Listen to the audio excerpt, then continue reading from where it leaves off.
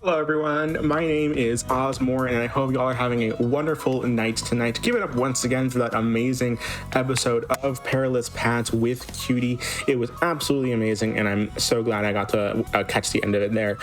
Before we go on, I just want to say happy International Tug of War Day. Make sure you get 9 of your closest friends after this episode's over and get a good tug of war game in before going to sleep. So this here is another episode of the Scenic Route for those that are just tuning in for the first time. This show is all about runs that are glitchless or no major glitches or just naturally have little to no glitches in them, which is relevant to a lot of the runs we're going to be seeing tonight. And so this is a very special episode. I feel like I say that every episode, but you know, the runs and the runners are absolutely amazing. And so what can I say? We are here with 5 amazing runs back to back of Wii games, and more specifically, the Wii series of games. Now, if you don't know what I mean, 20 years ago, the Wii released in 2006, and with that came the launch title Wii Sports that came with all of your Wiis. And that game launched a whole series of games like it. We have Wii Sports, we have Wii Play, Wii Music, Wii Fit, and of course Wii Fit U that we're going to be seeing tonight, and Wii Sports Resort. We're going to see all of those runs back to back to back tonight for the 20th anniversary of that series of games. So if you're a fan of those games, then please stick around. We're going to be seeing all 5 of those tonight with amazing runners. This community is so passionate, and they have been working so much for an amazing showcase tonight. And we're going to kick off that showcase with Wii Sports by Plaid. So Plaid, please take it away. Hello, GDQ. Welcome to GDQ Sports. I have a very exciting showcase for you guys today. My name is Plaid, first of all. I've been speedrunning Wii Sports since 2013, I believe. I started when I was 11. It's been a long journey, and I'm just very excited to show this off for you. I'm joined here with Alaska. Alaska, if you want to introduce yourself as I load in. What's up, everyone? I'm Alaska XP2, or better known as Alaska. I've been speedrunning since I was in the 7th grade, 2017. I'm super excited for tonight. Absolutely awesome run we've got for you to showcase. A quick rundown of how this run is going to work. We are going to be doing a small showcase of each of the sports, and we're going to be hopefully winning the 5 main sports, which is tennis, baseball, bowling, golf, and boxing. And we have some little extra treats for you guys as well as we go through this run. So we're going to start the time with the best of 5 in tennis. So if we are ready, I can count us down in 5, 4, 3, 2, 1, go. Good luck and have fun. Thank you. So tennis is a very simple game. We just need to win 3 games in a row. When we are serving, there is a 5-frame window that we can do a rocket serve, and that will make it a much smaller chance that they will be able to return it. I see. I was wondering how those rocket serves work. I love doing them in Wii Sports when I was younger. Mm-hmm. And then when we're on the receiving side, there is a cool little strat you can do where if you hit it just slightly early enough, I was a little late there. Okay. They're putting up a fight. Look at that. They are putting up a fight. I intentionally lowered the skill level as low as I could possibly go. So they have a skill level of 3 and 4. And they're doing this to me. Wow, that is incredible. So there's 2 different strategies you can go for. You can go for this down the line shot past the net player right there named Shota. And generally you have a slightly bigger window with Hiroshi serving because he's lefty. So he makes it a little easier to get past, but you can also corner it and get a shot like that. However, it is definitely a little bit harder to do, as we see Plaid going into the 3rd game. Yep. So the 3rd game is going to be exactly the same as the first. Once we score the last point, we can go ahead and just quit out of the game. I'm sorry. The visual of the me just wiggling in the air. It's so beautiful. Oh man, that was smack on the line. So close to being out. Oh. Dang. Go back there. When they return it in like that, it's I I believe, a 10% chance. Is that right? Something like that. Yeah, something similar to that. So that was very unfortunate that it happened to land right on the line there. Goodness gracious. But now we got baseball. This Baseball, is let's go. probably every Wii Sports runner's favorite sport. I say that sarcastically. Wii Sports is notorious for the amount of RNG that is involved, and that is an example of getting blessed by the RNG. Beautiful. There is a 10% chance that they can err. I need to get 5 runs by the end of this inning in order to get... Unfortunately, that was an out. I need to get 5 runs by the end of this inning to be able to mercy roll. Otherwise, I would need to play 3 innings, and that is slow. So I can do a strat here where if I line the bat up in a very specific way, I use the shadow on the home plate here. I can kind of bunt the... Okay. Oh, that's a foul? I'm glad that was a foul. I'm glad. Very close. I see. It is a little precise. Unfortunately, that is 2 outs. But if I can get 4 singles using these bunts, I can then go for a home run. That will add up to 5. And then I can just... That was considered an out. That's interesting. That's interesting, yeah. Everything So when that is slower than 4.5 seconds will be considered a single, but if it's faster than 4.0 seconds off the bat of the person striking, then it will be an out every single time. It's very strange. It's not like, oh, you have to tag the player at the base. It's just straight up time. So like within if the ball is caught within 4.5 seconds of it touching the bat, then it counts as an out, is what I'm hearing. Yes, or if it is caught without bouncing on the ground. That's figured. Thank goodness, right? So once the pitcher throws the ball, a timer starts. If that timer reaches 4.5 seconds before they grab the ball, then you get a single. I think it was at like, it must have been at like 4.4 seconds or something. When you actually look at the timer when you're doing this bunt strat down the third baseline, they pick up the ball at like 4.55 seconds, 4.6 seconds. It is like a very thin margin here. I am playing on a lower skill level because the lower the skill level, the slower that the fielders move. So that gives us a little more leeway. Wait, I'm just noticing all of the banners throughout the stadium. What's going on here? There you got GDQ Hotfix banner. We got a trans rights banner. We got show banners. That's so good. Yeah, oh my god. It's the GDQ Stadium. The GDQ Stadium. What a fun. I see. This is very nice. It's impressive. It is impressive. The runners in this commentary told me that they had some stuff in store for this showcase, some surprise stuff. So I'm glad to see that. I'm very glad to see that. Okay, so now I need a home run. This is even more RNG than just trying to get a bunt. Depending on the pitch, it can just be straight up impossible to get a home run. Is that a home run? I think that is slightly short. Okay. Barely over. Ooh, okay. Good. Very nice. That's exactly what you want to do for an all sports, is you want to get 4 singles so that you can load the bases and then have 1 run and then go for a boom home run. Makes it super fast and consistent for runners of all sports and all sports plus as well. But with all sports plus, that's a different category because you don't do mercy rule. You do all 3 innings instead.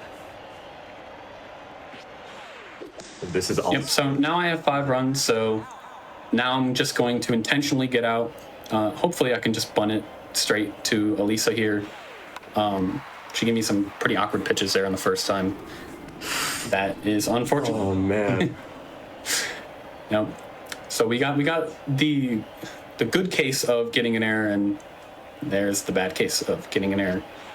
And just as Elisa can have an error, our fielders can also have an error. So hopefully we don't see that. My pitcher can also have an error. So when I pitch, I'm usually throwing splitters. And if I error a splitter, then that means they're just going to get a meatball straight down the middle.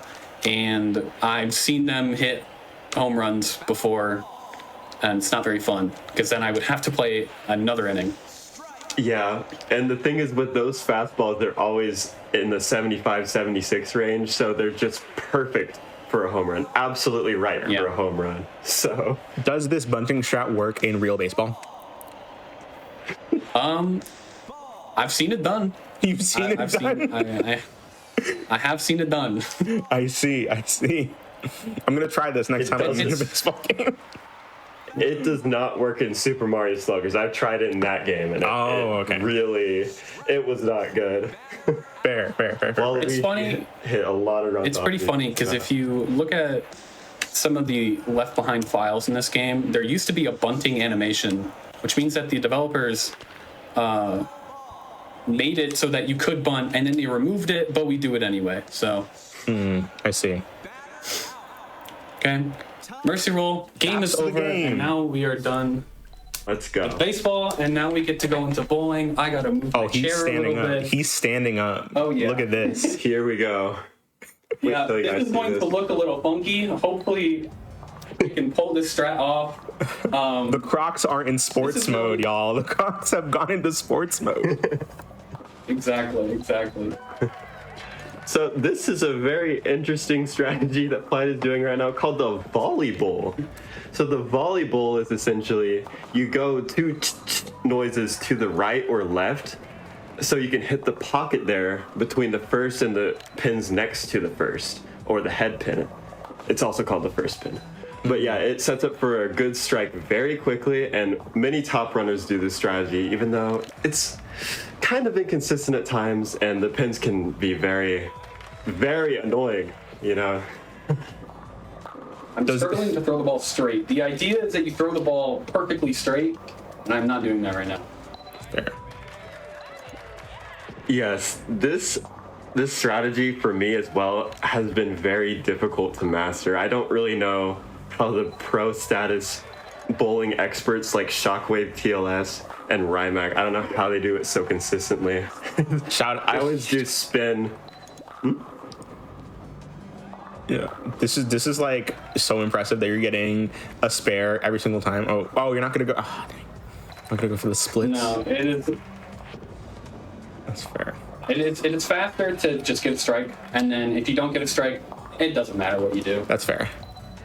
That's understandable. Yes, the only issue is when you get a split spare, you have to go through another cutscene. Unfortunately, it wastes about like a second because you can just skip through it.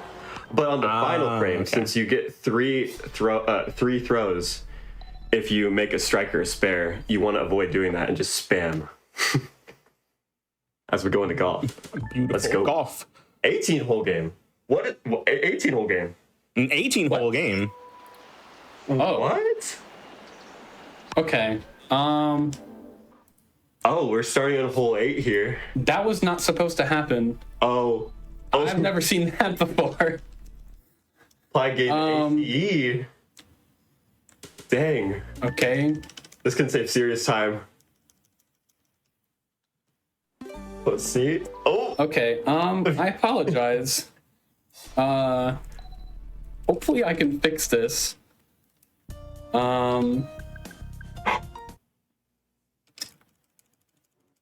Guys. No worries. Okay. There we go. Perfect. Here we are. Unfortunately, Cindy's gone. We have to play with an invalid me. I had to use the debug mode in this. I don't know what happened. That didn't happen in practice. It's okay. We didn't see anything. Of course, it had to happen now. I don't know what you're talking about. We didn't see anything. It's all good. Exactly. All I saw was perfectly fine. opportunity for an ACE. That's all. And you did it. You did it live, and it was very impressive for us to see. So congratulations. But yeah, we're heading to hole 1. We saw Applied do a 1.5 bunker shot. Usually the cap's at 1, but if you do a very specific movement, you can cross that boundary and get a 1.5 to head up to the pin, where he attempts a driver shot. very interesting. It almost made it there. Yeah, the flags in this game are actually solid, and if you just whack it with a driver, then you can do that. Very nicely done. Nice, very nice. If you don't mind me asking, I'm actually curious, like, what is your history with, like, the Wii series games? How do you feel about this episode showing off, like, all of the, well, not all of the games. Unfortunately, this lineup is Wii Party and Wii Chess Erasure. But I do want to know how you feel about, like, this lineup and, like, just your history with the series as a whole. Yeah, I mean, I'm very excited. I've been speedrunning this series since, like I said earlier, 2013. It has basically been my life. Most of my online friends have come directly from this community. It's an awesome community. Check out the Discord. There's a bunch of awesome people in there. And yeah, all the runs that are going to be happening are very, very cool. Oh, definitely. Right here, I'm going to show off something, and it's going to look a little strange to you. Hopefully I can hit it. It is rather difficult. Interesting. I see. Just trust the process for a little bit. I'm trusting. Oh. Okay, so now we're on the air. Is this a glitch in my glitchless show? No, this is not a glitch. So An exploit. What I just did there is I disconnected the batteries from my remote. I have a soda tab right here that I'm using to push the battery, exactly. And then I can reconnect the remote, and I can continue doing inputs after that. And a funny thing that happens if you do this disconnect strat and you just simply don't reconnect, now your ball is displaced from your Mii. And now it's way down here. So with that in mind, I'm just going to give up here. On this next hole, I'm going to show off not a glitch that I found last year, and I think it's really cool. So I'm going to set this up. This is planned. It's very precise. All right. We have a little bit of glitches here sometimes as a treat. It's little to no.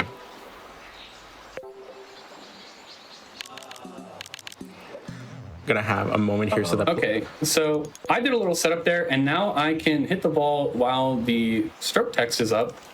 Wow, that Whoa. What a shot. I can't believe I just did that shot. But this is known as telekinesis. So I do a little shenanigans, and it causes the game to not properly update the stop part of the ball, and that makes it so that I have control of the ball when I'm not supposed to have control of the ball. And that allows me to do stuff like that. I can also do a bunch of other stuff, such as moving the ball. I can by turning the player, I can move the ball around. Unfortunately, that doesn't really have any viable applications in the speedruns right now. But I figured that I had to show it off. It's too cool not to. But now we can get into the actual not a glitch of the run that we are going to be using for the rest of the run. And that is known as disconnected shot, or DS for short. And what's happening is the game has a certain window where it detects input, motion input. And we can interrupt that window by disconnecting the batteries. And then we can continue that window where the game is detecting input, and we can basically recalculate our shot. Fortunately, didn't make that. But yeah, so if we do that in combination with a water hazard or any type of hazard like I did on hole 4, okay. trust me, you can make it through these trees. No, I believe you. Don't worry. This is just a terrible wind. Just absolutely abysmal. So. Can I just say this? That was very nice. This like disconnect trick that is totally not a glitch. It's not a glitch. This feels like something that someone found on accident because their Wii remote died mid swing. Yep. That's funny story. A funny story. Alaska on this hole actually. Threw his controller on the first shot, and the batteries came out mid-shot, and a bunch of weird things happened. It wasn't exactly the disconnect glitch because obviously there was no water. But a while later, I was investigating this clip, and I started messing around with it, and that's when I found that you can utilize it with water to do all this crazy stuff. And since then, it saves around 30 seconds in the 9-hole speedrun.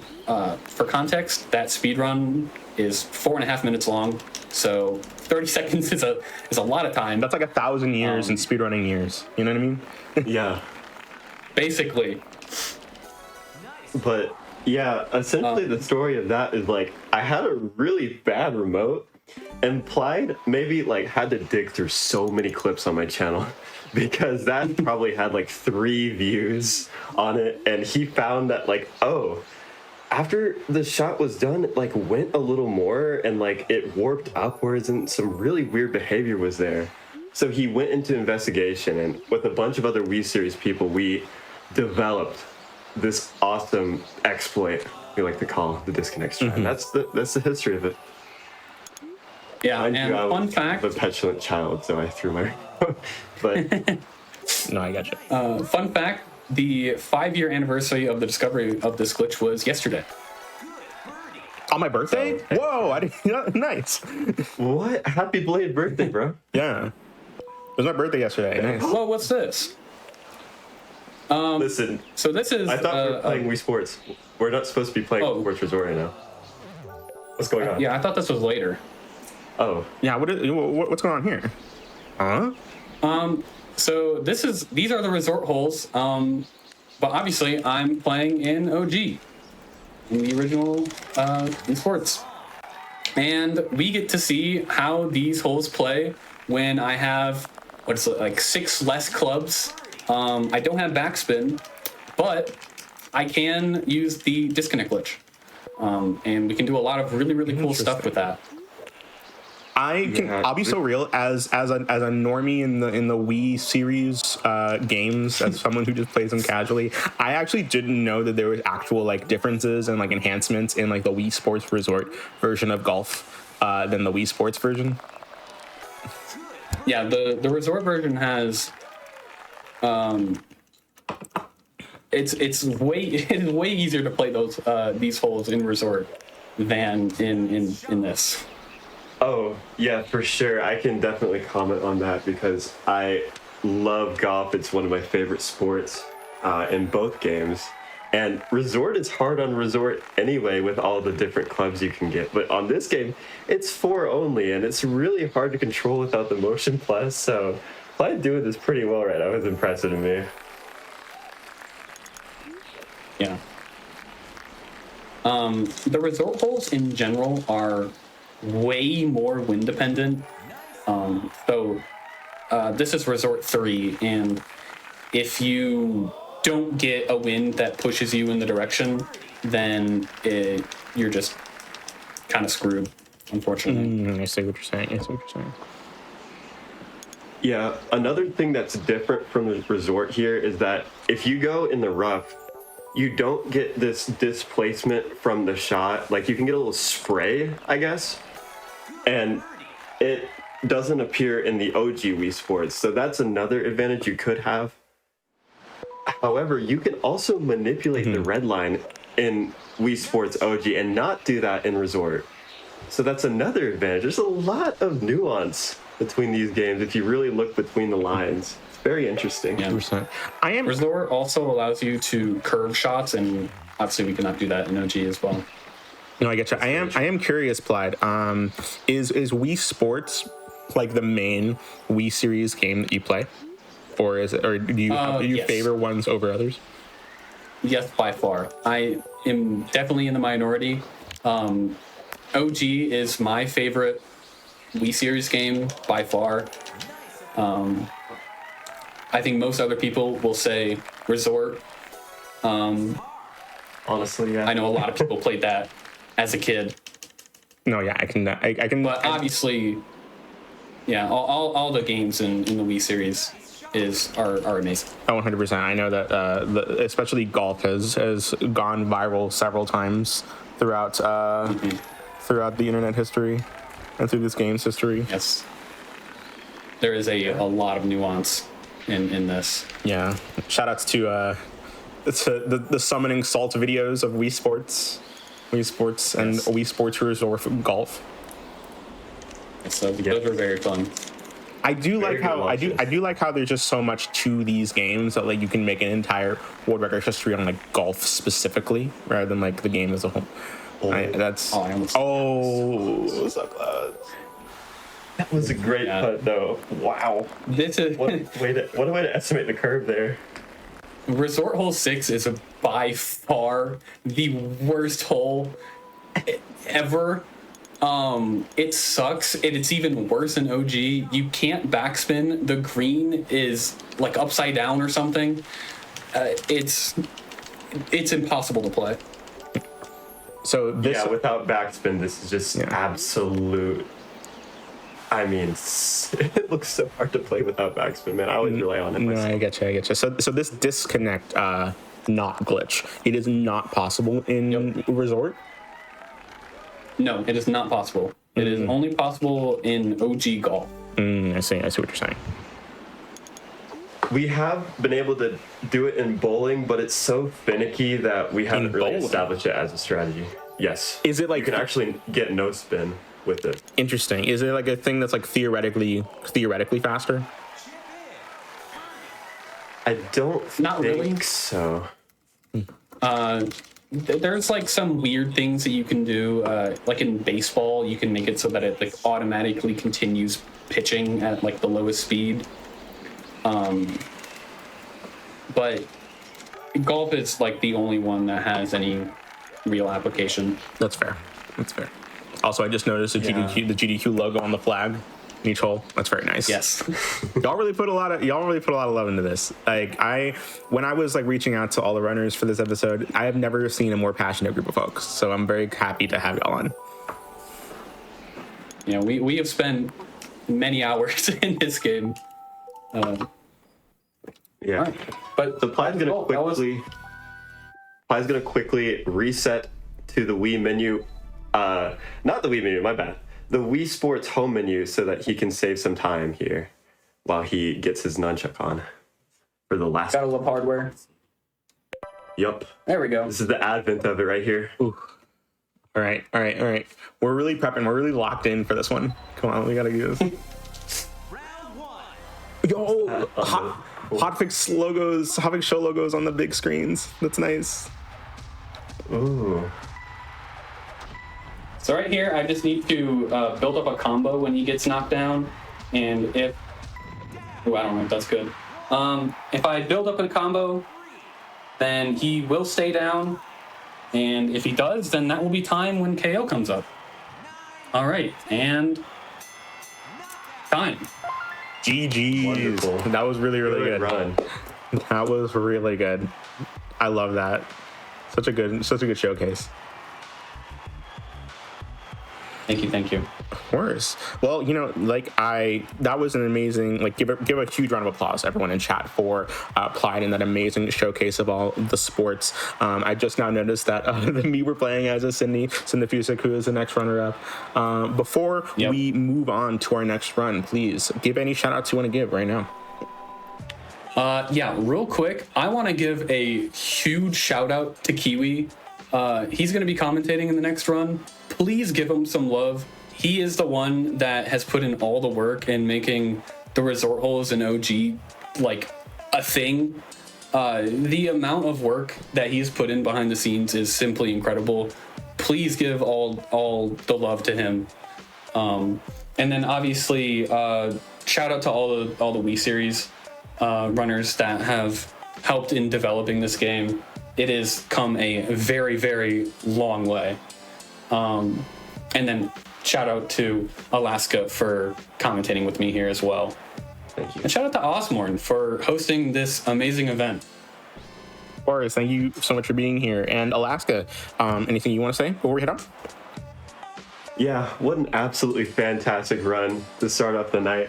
I think that was a very good showcase of Wii Sports. I'm proud as somebody who's played since pretty much I was born. So I'm very, very happy that went so well. Thank you, Ply, for inviting me out here, and Ozmourn for hosting this. I want to thank the Wii Series team and everyone there. Absolutely amazing community. Of course. Thank you so much. And before we head out, we have someone in chat saying that this was a world record. Is that true?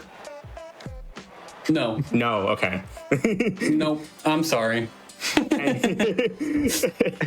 All right. I was just like, this is one of the commentators later today was just like, this is a world record. And I'm just like, I need confirmation on that because we were about to pop off if that's true. But regardless. Hello, everyone. My name is Ozmourn. I hope you're all having a wonderful night tonight. Welcome back to the GDQ Hotfix. We just saw an amazing run of Wii Sports by Plaid. Give it up again once more for Plaid in that amazing run. Tonight here on the Scenic Route, we have a bunch of games that are all from the Wii series as a honor for their 20th anniversary tonight. And part of that is Wii Play by Cindefusic. You just saw Wii Sports, and we're going to end with Wii Sports Resort. I know that a lot of y'all probably played that more so than maybe the other games on here, but Wii Play was an absolutely amazing game that I loved, and I keep playing to this day, and I'm so excited to see the speedrun here with Cindefusic. So please, Cindefusic, take it away. What's up, GDQ? This is Wii Play. You might remember this one. This is a kind of divisive game. This is either the game you loved to play billiards or tanks or charge in, or the game that your mom might have thrown out when you turned 12. But, you know, it's the game that I put 6 years into, so that's what I'm going to be showing off today. On the couch with me today, I have Dragons and Kiwi. What's up, guys? Howdy. Oh, what's up? All right, so today we are going to be doing a speedrun called Bronze Medals. Bronze Medals is a short category, but not as short as just playing all the games. It is the lowest medals category.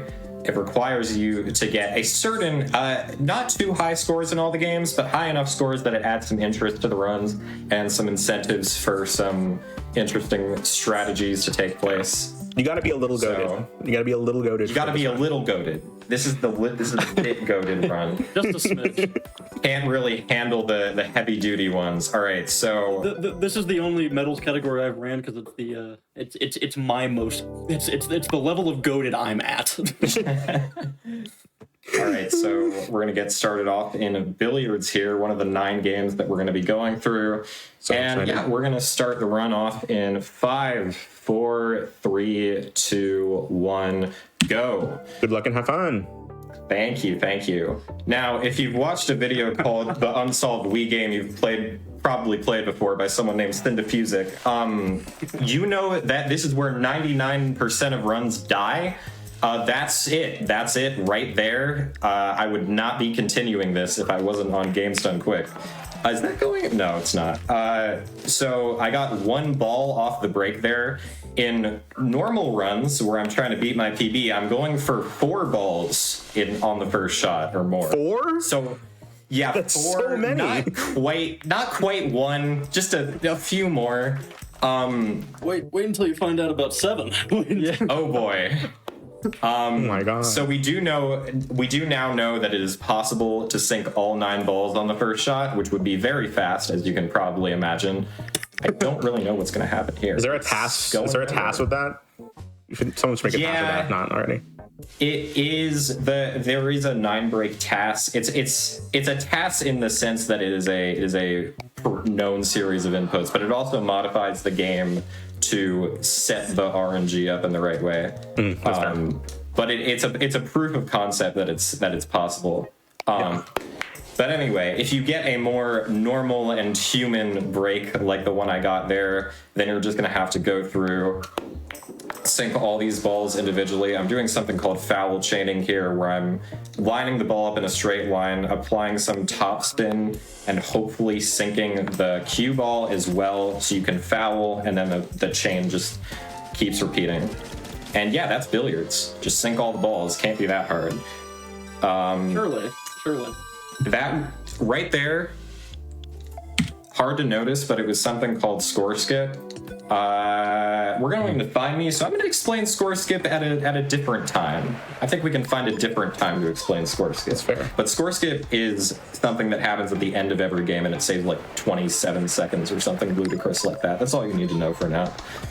So Find me. Find me. We're going to be Find me, finding my the goat. me's. Wait, really? You have to find them. I didn't know that's what Find Me was. Who knows? It's not in the name anywhere, so it's kind of hard to tell. Yeah. Pretty ambiguous. But This is one of my favorites. it's my favorite. This game rules. But yeah, so something that you might notice happening soon is Kiwi and myself might be helping, and you might say to yourself, "Isn't that cheating?" It's Plaid Tupperate. Thanks. Like that. So you might be saying to yourself, "Isn't that cheating?" So the answer is no. So I'd like to shout out three wonderful individuals by the name of Sir Goku, Freefall, and Top 100 Melee Player Lowercase Hero. The three of them created an issue where three of them were collaborating on a Find Me 99 run, and we realized there's no way to prove that people aren't doing this without having mics and cameras on, so it's just allowed. Fair. I think it's more fun that way. Understandable. The whole community, oh wow, they just, cool RNG. The whole community has agreed that getting help and Find Me is not only cool, but like extremely funny. So we, in this case, the trio of runners we're talking about, like at certain points, the helpers will have like yardsticks and they'll point at the correct Mii's on the screen, and the one holding the Wii remote will see that and like know which Mii to. It's crazy, man. It's insane. But yeah, Find Me is very RNG heavy. We went to a game with a lot of RNG. We went from a game with a lot of RNG to a game with a lot of RNG. Surprise, surprise. But this RNG, it's you. That's you. Left. I'm That's on the you. He's on. Look, Gary, there I am. There you are. One thing I noticed about this run is that it's called bronze medals, but you don't necessarily have to get specifically the bronze medal. It's bronze or above, right? Yes, and that's a great point. It's bronze or above specifically because the actual goal at the run is to get a banner at the end that says bronze medals completed, and you don't need specifically bronze for that banner to show up.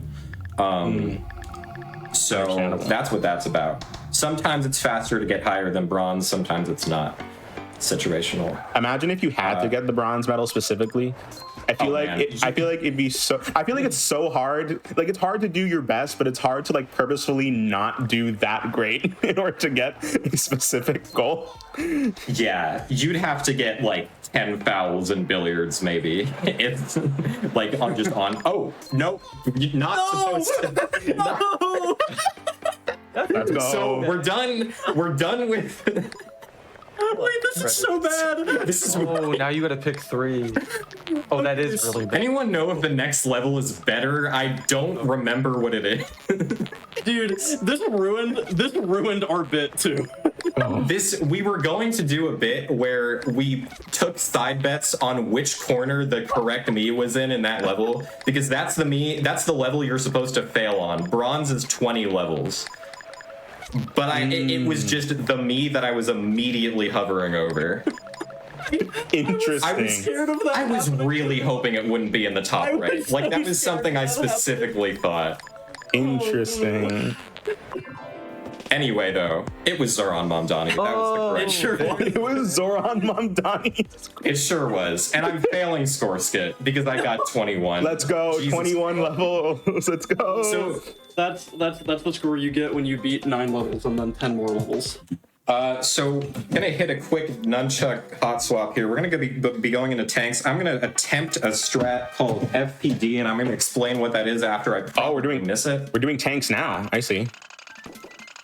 No, we're not. We're not attempting FPD. So what FPD is the reason I said I probably wasn't going to get it is because FP stands for frame perfect, and the D stands for death. You have to die on the same frame as the last tank in the level dies, and if you manage to do that, then you will both clear the stage and lose a life, which doesn't sound good or notable at all.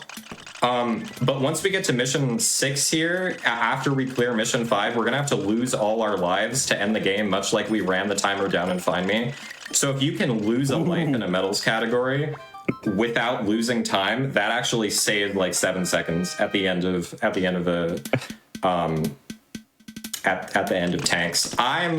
It's frame perfect. I've never gotten it in a run. But that, if you're going to say that there is a glitch in Wii Play, that's pretty much the only like notable glitch, and it just happens to be really hard. Understandable. Anyway. Also, can I just say some of these tanks have motion? Can I just say that? Oh, absolutely. I'm really thankful that I'm only doing 5 missions. These teal tanks already are enough for me. Like, that's don't even get started with black tanks. Don't even get started. There we go. Perfect. This is more than enough tanks difficulty for my standards. Goodness. We are going to be getting out of here on mission 6. Does Bronze get 1 FPD? So Bronze Record gets 2 FPDs. Does it get 2? I thought I got 1, but okay. Bronze Record gets FPD on mission 3 and mission 5. Mission 1 is by far the easiest. Mission 5, you have to do it on a moving tank, which is bad enough, but it's really fast on mission 5 because you skip the transition to 6 entirely. If you're on the last life. Fair. So that one saves like 15 seconds instead of 7 seconds. Bronze Record is going for record in this category is a little insane. On the learn. Go. Shout out SM.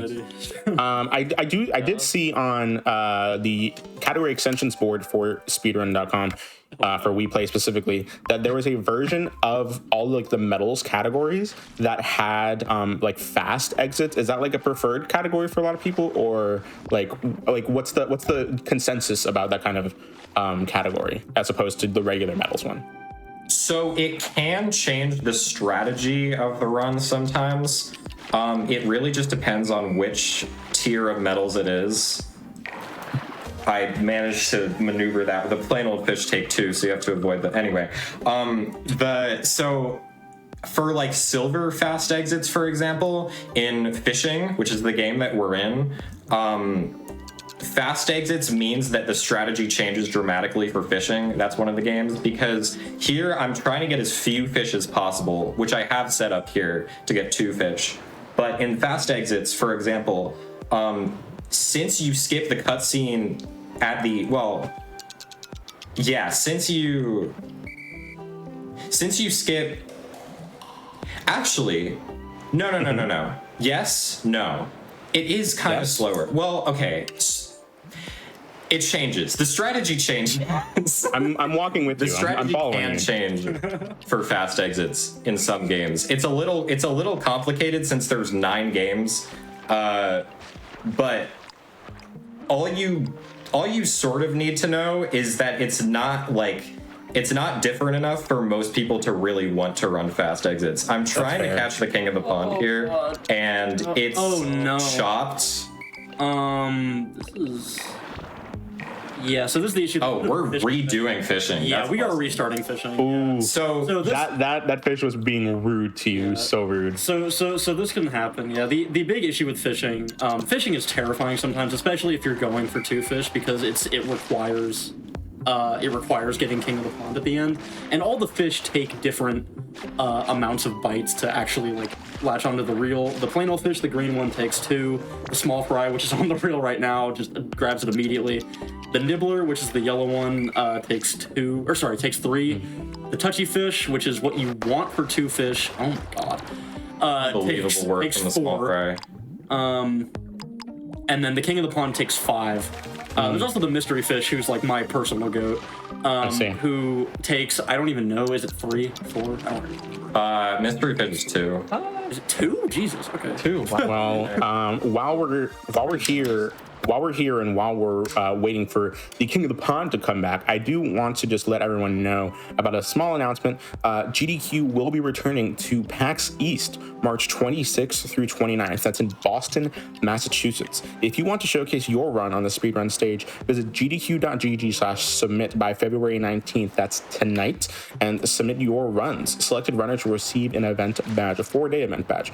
And I was at PAX East last year. It was absolutely an amazing event. If you are going to be in the Boston area or going to go to PAX East anyway, please submit your runs, because it's going to be an amazing event. And you have until midnight Pacific tonight, so about 4 hours. And so with that being said, back to the run, I do want to ask Cinefusik the same question that I asked Clyde earlier. What is your history with the Wii series games, and how do you feel about this episode here kind of showcasing a lot of the games in the series? So I started running Wii Series games in 2019 when I was very bored and I needed a hobby. I played them a lot as a kid, but it was my gateway into speedrunning very much, and I really appreciated that because it has a lot of approachable stuff in it, and it just stuck with me. The community is. It's the most rewarding community I've ever participated in, and like despite all the stuff it has to offer, it's been kind of difficult in some ways to get people to take these sort of speedruns seriously. So an event like this is a huge milestone for our community. Why was there a rainbow? Excuse me? That was weird. This economy? In this economy? But yeah, no, Wii Series have done a lot for my life, genuinely. It's led me to my best friends, which 2 of which are the people in this call right now, Dragons and Kiwi. And I wouldn't trade it for anything. Genuinely, like, I went into the Discord for this game in order to reach out to all of the runners, and I said this earlier in Clyde's run, I have never seen a group of runners as enthusiastic and as passionate that I have seen with the Wii Series runners. Y'all are tight-knit, y'all are really, really passionate about your runs, and y'all are really talented. So again, thank you for being here. Of course, that's great to hear. And it's really nice of you to put this together. Right here, this is a bit of a strat that we have here in PoseMe. PoseMe is mostly just fast execution, but we're intentionally dropping 2 of the 3 wives that we have to drop in this level here, level 2, so that we could restart the pattern. Because after those first 24 levels, the bubbles start to get random. So that's just a little sort of manip we can do to make the bubbles more predictable and go faster. But we are going to be losing the last life here on level 3 after we hit 150 points. To explain a bit of what just happened in fishing, you do want to go for 2 fish, at least in non-fast exits, because every fish you catch is a cutscene. So you lose like 2.5 seconds for every fish you catch. So yeah, the route to that is bonus touchy fish, bonus King of the Pond. That gets you 1,000 points. That's the requirement. No, but it's a little tricky. Anyway, table tennis. So table tennis, it's ping pong, guys. The only way you can, I need 40 points. The only way you can really optimize this one is by getting your paddle up closer so you literally just hit the ball sooner. But if you get it too close, you'll get an obstruction and the game ends. So it's a little risky. Right now I'm playing it safe, like about half, maybe a little back from halfway. And thankfully, the bronze medal for table tennis is one of the ones that actually makes sense. Kiwi, you ran plats. You want to talk about the platinum medals table tennis experience? Oh god. So when you're going for the platinum medals, there are a couple games in here where you actually have to play them twice. So it will kick you out of table tennis early when you get the 100 rally requirement. Then you have to go back and get 200. It is not fun. Wait, is it? So, and neither 100 nor 200 are easy, by the way.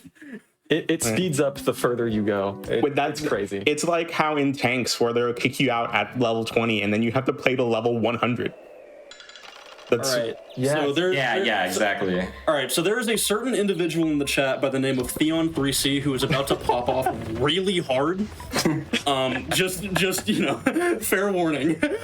Yes, folks, it's Charge. It's the Wii Knitted Cow Rider. It's Charge. It's the game to Let's end all go. games. So Charge is actually really hard.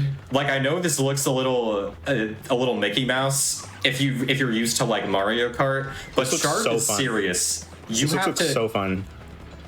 in Mario Kart, like, you have a button to perform a drift. That's pretty cool. In Charge, you have to move the remote to drift. Like, you have to perform the precise angles on your Wii remote in real time that correspond to what makes the cow do a drift. And as you can see, it's really hard. There's some Charge demons though, like Theon, who can do them really consistently and get crazy times on Charge individual level. Yeah. And it has a lot of depth. It's like, Yeah. if you're looking to optimize frames in this game, this is where you want to go. Charge is a perfect game. How long RTA is the Charge record? Any percent? RTA. I mentioned it's like, I mentioned RTA. That's very important.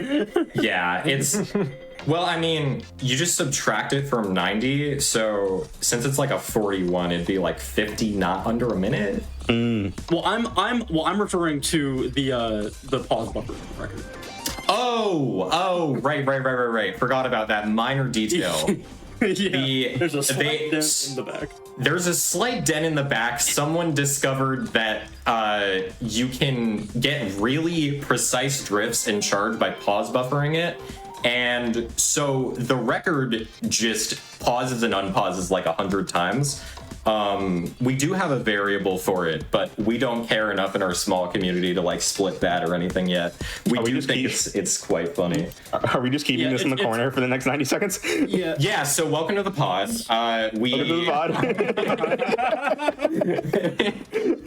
pod. We just gotta wait.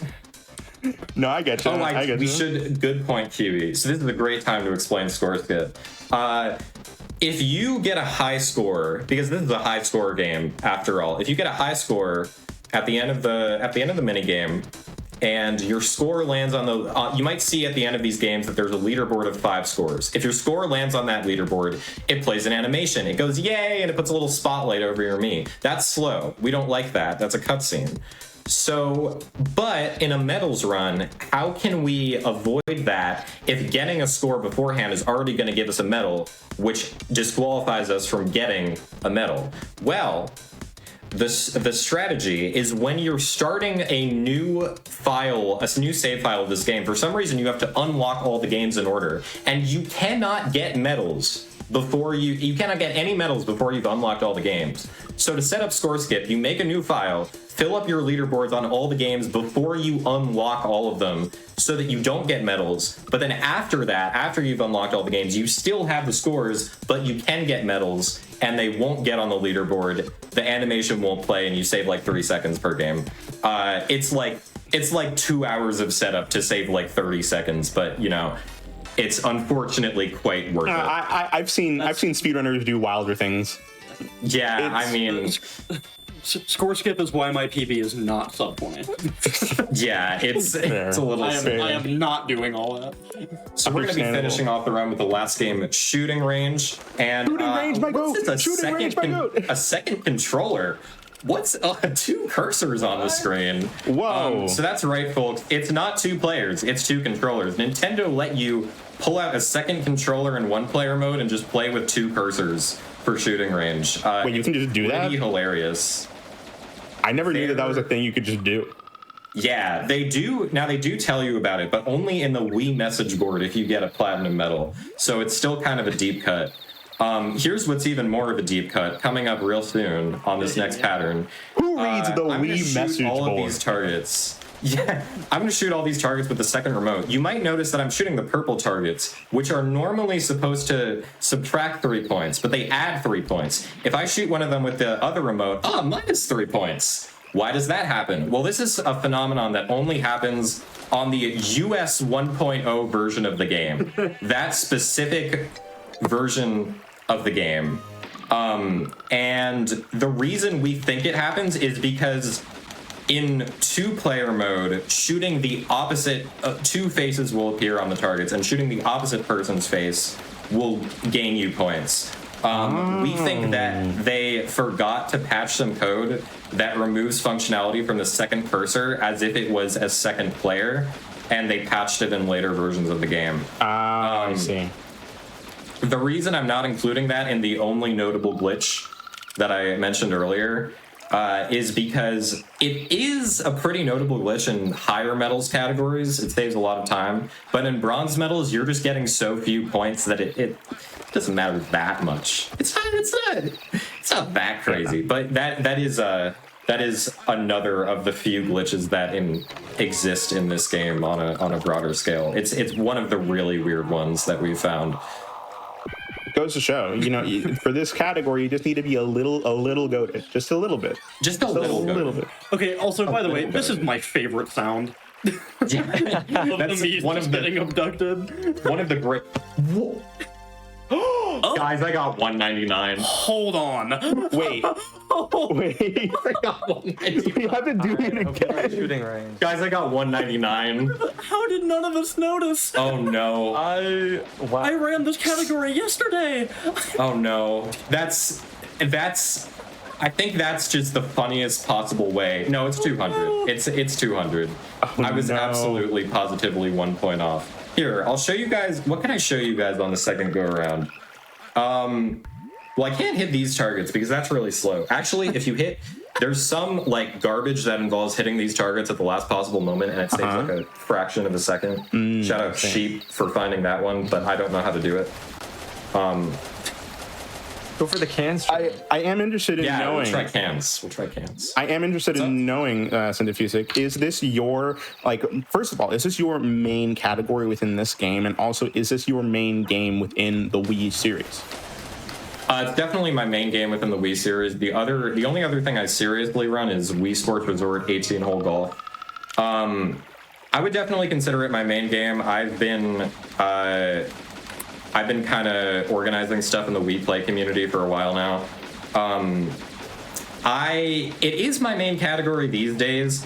I also ran a lot of All Games NG+, which just requires you to complete the games. And the reason that we're not doing that right now is because it's just billiards in charge, basically. There's like 6 auto-scrollers, and you just need a good... you need a good billiards break in this category. Like I mentioned, I need a 4 break to continue runs, but you need a 7 break to continue runs in NG+, genuinely. You need So, yeah. and for context, when we say 7 balls, I believe documented it has happened. I think we were counting earlier today. I think it's 9? Mm-hmm. 9 or 10, yeah. Yeah, I think there's been 10 7 breaks. Yeah. And there has never been an 8 or a 9. Yeah, that's the highest break someone's ever gotten. But anyway, you just need that for some categories. We have the points. Yeah, we have the points. We're getting the bronze medal. Don't worry, you guys. There is an end to the run. The run does end, and it is time. Very satisfying banner at the end. Yeah, so ideally you're getting all those games on the first try. It is GDQ. We do make mistakes, but yeah, all the bronze medals and 1 silver. So that is going to be Wii Play. This is definitely Wii Play bronze medals world record with fishing reset and shooting range. Yeah, for sure, guys. And 21 levels. Yeah, don't look up what the record is. Don't look up what my PB is. Just you don't need to check the leaderboards. You don't as far as I'm concerned, this is a world record right here, right? Oh yeah, absolutely. You don't need to go there or anything. Don't look at what's on there. There's probably nothing there. Anyway, fair, so thank you all so much for watching. Before we head out, no, of course, thank you for being here. Before we head out, I just want to give you the moment to do shoutouts. Give your commentators a moment to do shoutouts. Go ahead. Thank you so much. Number 1, if you're interested in any of this stuff, please join the Wii Series Speedrunning Discord. Number 2, I want to shout out an individual named SMIDI. They would be doing this run right now if it wasn't currently 3 a.m. for them. They are kind of the undisputed GOAT at Wii Play. They're really good at this game. They've done so much for the Wii Play community, written guides, organized events. So much so for the big community shout in outs. general, by the way. You, yeah, but not just yeah. Wii Play, love you guys. Wii players. If you want to watch someone play this game on Twitch, do not follow me. Do not follow SMIDI. Go to, because he actually plays this game. And then I guess between the three of us, I would say something people wouldn't really know about us, me, Dragons, and Kiwi, we're good friends. We're also all sort of like avid Wii modders. So I'm not saying anything's going to come out soon, but if you're interested in modded Wii Play, just keep your eyes out. Keep watching. So I think that's it. Can you guys think of anything? Nothing that I'm not gonna say in an hour. All right. Well, yeah, that's gonna do it for me. I've been Cinefusic. Thank you very much to everybody involved. I know Dragons, we're gonna see you later tonight, but Kiwi, is there anything you want to say as well? Really just thanks for having us on. This game rules. It is awesome to see this much Wii series representation. I feel like so much has happened for this community. In just the last year, we had 8VA on the main stage playing Pitch Perfect, and now he's got another run coming up. I can't wait to see that. And this is Guest C. That's 8VA's me. It is the next runner. I didn't just use a random me. He uses Guest C, tying up the continuity. Boom. Thank you. Thank you for adding to the narrative progression of this episode. We really appreciate that. Yeah, no problem. And speaking of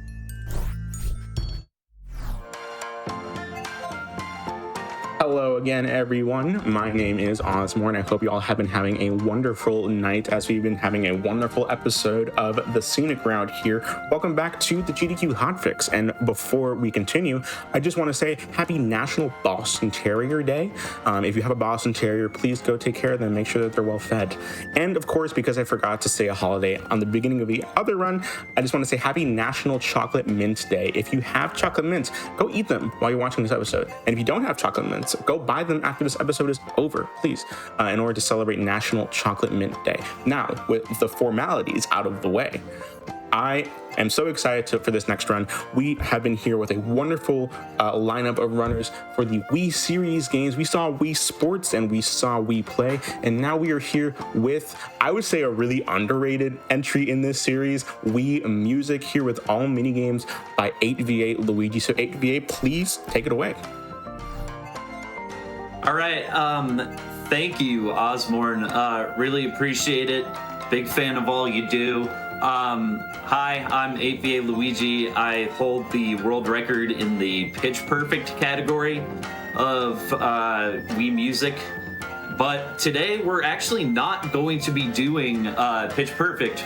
Well, we will be, but it's a part of a larger category called All Minigames, which I was actually able to also run at MagFest earlier this year, which had a great crowd and everything.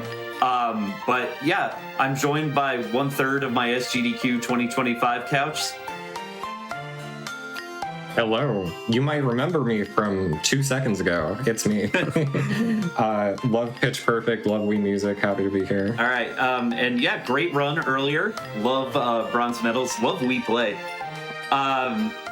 Okay, so we're going to start all minigames with a game that actually has multiple titles.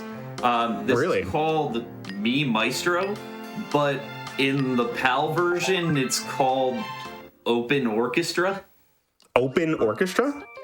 Yep. For some reason, it's called the Open Orchestra. PAL version. I've always known it as Me Maestro. Yeah. But we're going to start with everybody's favorite tune, Twinkle Twinkle Little Star, because why not? And timing will start when I hit the OK button, and that's going to be in 3, 2, 1, go. Yeah. Will we have to worry about copyright infringement? No, this is all Good. Wii Music notably hinges a lot on the public domain. So as you can see, Mi Maestro is a game about conducting, and notably in the art of conducting, the faster you wave the baton, the faster the orchestra plays. Ooh, okay, yeah. So you can apply a little transitive property here and notice that this category is just shaking the Wii remote. Yeah, but interestingly enough, like it's not like optimal to like do it like as hard as possible, like shake it up in Mario Party 8 or something like that. Ooh. Like, What a deep cut. You just referenced one of my favorite games of all time. That's awesome. That's the one with the can? Yeah, the one with the soda can. Oh man, so fire. Oh, 9 points. So yeah, if you do kind of badly in as far as the score goes, that's like kind of. Hey man, if it's out of 10, let's just pretend it's out of 10. Yeah, I don't know why you're so sad. It's definitely not out of 100. No, But yeah, definitely. it's actually better if you like listen kind of closely. If you like have the orchestra play quieter by shaking the Wii remote with like a less like great velocity, you can like shake the Wii remote harder, and then like the orchestra will play louder. But it's like so much easier to do it faster when they're playing quietly. Isn't it? If you press a button or if you like flick upwards, they like just do like a jump, like something like that. Yeah. If you hit B, it does like cymbal crashes. And then, like, if you do it too many times, they, like, get scared. It's so funny. You're terrorizing the band. You're terrorizing the orchestra. Yeah, with great power comes great responsibility, and we don't like to use it well in Wii Music. This is actually some of the best Mi Maestro I've ever done. That's awesome, man. Beautiful. 55 points. Let's go. When Bassoonist and I did our co-op run earlier in the year at MagFest, we got 0 points on like a good amount of the Mi Maestro songs. That's also out of 10, by the way. 55 out of 10. Yes. Of course, yeah. All right, so notably in Mi Maestro, there is a bassoon in the orchestra. The bassoon is not a playable instrument in the like casual play of this game. What? So it is literally a Mi Maestro exclusive instrument. Interesting. Yeah, I did not know that until you brought it up at the MagFest run. I was flabbergasted. That's such a crazy fact. All right, who's our concert master here? Oh, it's my friend Megan. Nice. So I actually didn't have this guy's goated. Mii's. Oh, this guy's goated. This guy's popping off. I actually didn't have any Mii's saved on this Wii until recently. I got this Mii from my wife's like great aunt who just like happened to have a Wii in her house. And the one Mii that was on it was my wife who made it like when she was a child, like in like, I don't know, the year 2008, probably when we were both in like 8th grade or something like that. All right, nice job, Megan. But yeah, like it was like an old family Wii that like my wife like had when she was like, you know, much younger. 66. 66. Ooh. Wow. You were 1 point away from the entire chat being so memey for the rest of the night. Hey, there's still 2 more songs. There's still 2. It's still possible. Still possible. So we're gonna conduct the choir here, despite the fact that there's also an orchestra playing in the background. Of course, because yeah. They're in the audience is what you have to consider. Yeah, Of course. You look real hard. There's some violin players all the way in the back. Beautiful. I do want to say that you can't see it, but I'm like dancing in my chair every time that you are conducting. These are like club classics in this. You know what I mean? Yeah. This is what people were getting down to in the 1800s. You know what I mean? Like, come on. I wish they were still playing "Ode to Joy in the Club." That's what I'm saying. A Hall of the Mountain in the hall. In the Hall of the Mountain King goes hard. Can I just say, like, Yeah. You know, We did it. that's see what I mean. It can sneak up on you at any time. I'm saying, oh no, not 6. I teach middle school for a living, so it's always upon me. So It's inevitable. Beautiful. So I guess it's probably time that like we discuss the song selection in Wii Music, because it's kind of questionable. It's a mixed bag. You have some Nintendo classics like The Legend of Zelda. You have some 1800s club hits like Ode to Joy, and then you also just have like September by Earth, Wind and Fire and like Every Breath You Take. And then there's like, and then you're back to like Japanese folk songs, and then there's like, I don't know, there's like traditional, there's a lot of like traditional, I think there's some like national anthems maybe. Are there any crazy polls I'm not thinking of? Wake Me Up Before You Go. Oh, yeah. That's also what people were getting down to in the 1800s, by the way. Yeah. All right. George Michael is 500 years old. All right, so Of course. that's a Me Maestro PB for me. Whoa, let's Oh, go. wow. That's A awesome. PV, let's go. All right. Very nice. So we're gonna move on to the next mini game, which is called Handbell Harmony. All 3 of the mini games have alliterative titles. This is the second of the 3. And the nice thing about Handbell Harmony is that there is no way to fail it. And we can just go into game settings. We only have to do this once, change the tempo to fast. And then we can literally do whatever we want. So, I don't know. I just wanted to take a little time and talk about Wii Music speedruns. And watch the fellow handbell players give me huge side eye for not playing anything. Yeah, Handbell Harmony is an auto scroller, which is a really good thing, because if you had to get 100 points, the max score. How can we have Handbell Harmony if you refuse to make any harmonies? I promise I'll try to make some harmonies later. But no, I just wanted to talk about like how I got into running the game. Yes, please. In general. So basically, the way that a lot of people got into running this game was by seeing Insane in the Rain music at a charity event in, I think, 2019. There was a big Pitch Perfect run there, but I just, like, one of my friends brought Wii Music, over to my house one time, and I was like, wait a second, this game mode is kind of funny.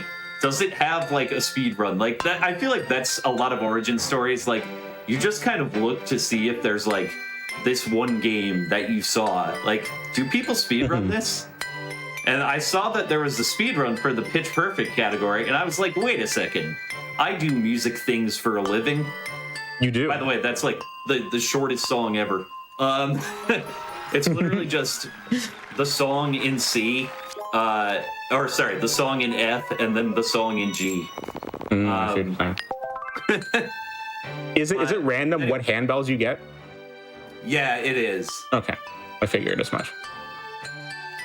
Which, of course, it's on the hotfix, and I get purple and green, which is really bad for me because I'm red-green colorblind. Oh no! There's not a huge difference in my eyes between the green one and the blue one. And I've gotten that twice now.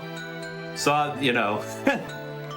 We got to make the Handbell Harmony colorblind mod. Yeah, we need the colorblind. It actually wouldn't be that hard. Speedrunner who's red-green colorblind and cannot tell if they're ahead or behind by looking at their splits. Yeah. Oh my god. Whenever I go to a melee tournament and play doubles, I'm like, we have to go blue. Dude. It was very nice to hear how you got into this game and your history with this specific series. Do you run anything else in the Wii series, or is it just Wii Music? So I actually just recently bought Wii Play, like maybe a couple months to a year ago at a thrift store for really cheap. And I really want to get into like the medals categories, like and the all games, NG Plus, and all games and whatever else. But I had a great time just like playing Wii Play casually on my stream. I had a lot of like supportive messages from people who ran the game, people who have just enjoyed the game, you know, from a casual sense. People that laughed at my like initial attempts at billiards because they were just so bad. But yeah, I think Wii Play is probably next up for me. That's very nice. That's very nice. And I know you speed on other stuff outside of Wii series. Do you want to give any insight to other stuff, how it kind of compares? What do you have a particular preference for stuff that you run? Well, I gotta be honest, none of the rest of the games that I run, you know, really accentuate a certain, I guess, advantage that I have. And like, I'm gonna be 31 later this year. Like, I'm long past the point of bragging about this, but I'll say it for posterity. You know, I have perfect pitch, so the pitch perfect category is pretty good for me and some other runners. What that means is basically you hear a note and you know what that note is. Like, I can tell you that this sukiyaki is in the key of C. Ah, nice. And yeah. Again, I'm far past the point of trying to use it as a bragging point or a calling card, but I did, you know, get a world record on it, so I guess I'm just a massive hypocrite. Yeah. But no. That's right, chat. If you're trying to beat the pitch perfect world record, you're going up against the guy who is the literal god of ear training. The odds are kind of stacked against us all. We're not sure what to do about it. Speedrunner who gets a music degree to get a world record in pitch perfect Wii music. No, it's so true though. I would have been so annoying about that. At that, like, had I discovered like Wii series speedrunning earlier, like in 2013 or something when I started college. I'm glad that this like came to me when it did. Okay, we're flying here. We're actually in the final mini game here, which is just the speedrun category for Wii Music that has the most submissions on speedrun.com. It has 40, which is actually awesome. That's a lot. Very nice. Yeah, I want to say before when Theon 3C had record, I think there were around 25. And it's really has grown ever since. There was a really heated competition between myself and the bassoonist 7513. In the summer of 2021, we changed leads in the world record 11 times. Wow, that's a lot. Yeah, and it was just all throughout that one summer. And I'm still convinced that the bassoonist 7513 is actually better at this category than me, because he runs the game on like a single like LCD monitor and doesn't use headphones, and it's all just garbled in like mono. I did not know that. That's crazy. Yeah. And so like, I feel like there's like a huge advantage in pitch perfect if you already use headphones, because the entire game is panned in stereo. And so like when it asks you like what Mii is playing the wrong note or something like that, the position on the screen is exactly the same as like what channel they're in your headphones or your speakers. I see. So what you're saying. All right, so this is, as Cindefusic said, this is the slidey board. The slidey board? Oh, yeah, well, it is a board that you slide. I think they just call it that now. I guess we don't. It's not like we have a better name for this. I mean, it is a board, and you do slide Mii's across it, so very appropriate, I would argue. Yeah. Yeah, why fix what isn't broken? Exactly. So the slidey boards, or whatever you want to call them, I like slidey board. When Slidey board is good. It's nice. when she said that on my SGDQ couch, I was like, okay, well, we're just gonna call it that forever now. If any of you have seen the SGDQ 2025 run, this particular minigame that we're seeing right here, Pitch Perfect, is what we saw earlier. And admittedly, ever since that I saw that one live, I saw it like in person while I was at SGDQ because it got off of backup. And I have had the idea for this kind of episode in my mind ever since. And I'm very glad to have it here. I've been saying this throughout the last 2 runs, but genuinely, such a passionate group of people. Thank you so much for being here.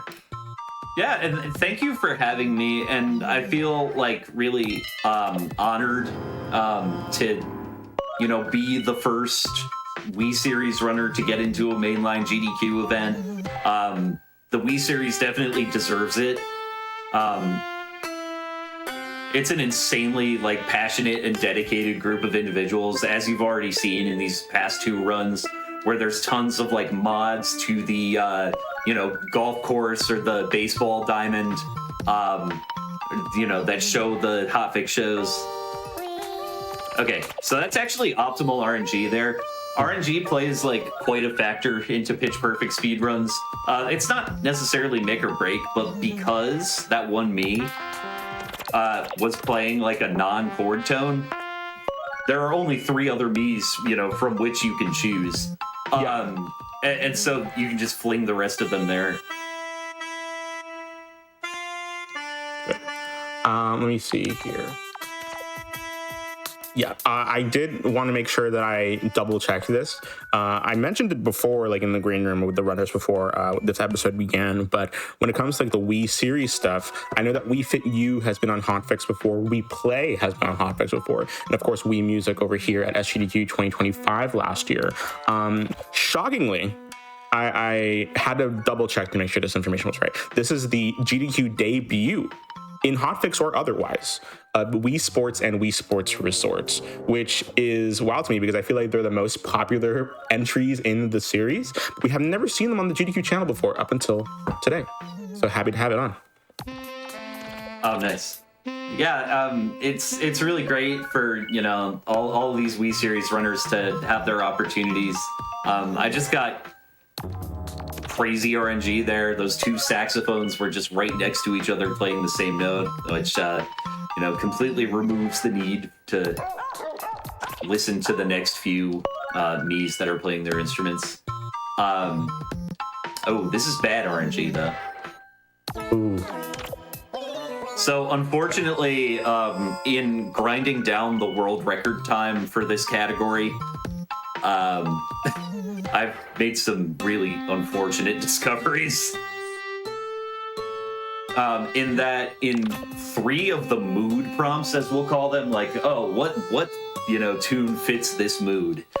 There are just 3 that are significantly slower than the other option. Genuinely, it's been such a very fun time. And honestly, seeing how easily you get all of the levels and how easily you're able to identify sounds is such an impressive feat. Well, thank you. So in level 5, it's level 7 where it's the most egregious. There's a mood prompt that's oh, that ballerina is so cute. And then there's another one that's the cavalry will come to the rescue. And if it's the military one, that is just a full measure longer than the one that's look at that kitty frolic or whatever the cute thing is supposed to be. Mm-hmm. Just genuinely an entire bar longer. Yeah, and it's where does it lose time specifically if you have to listen to both of them yourself?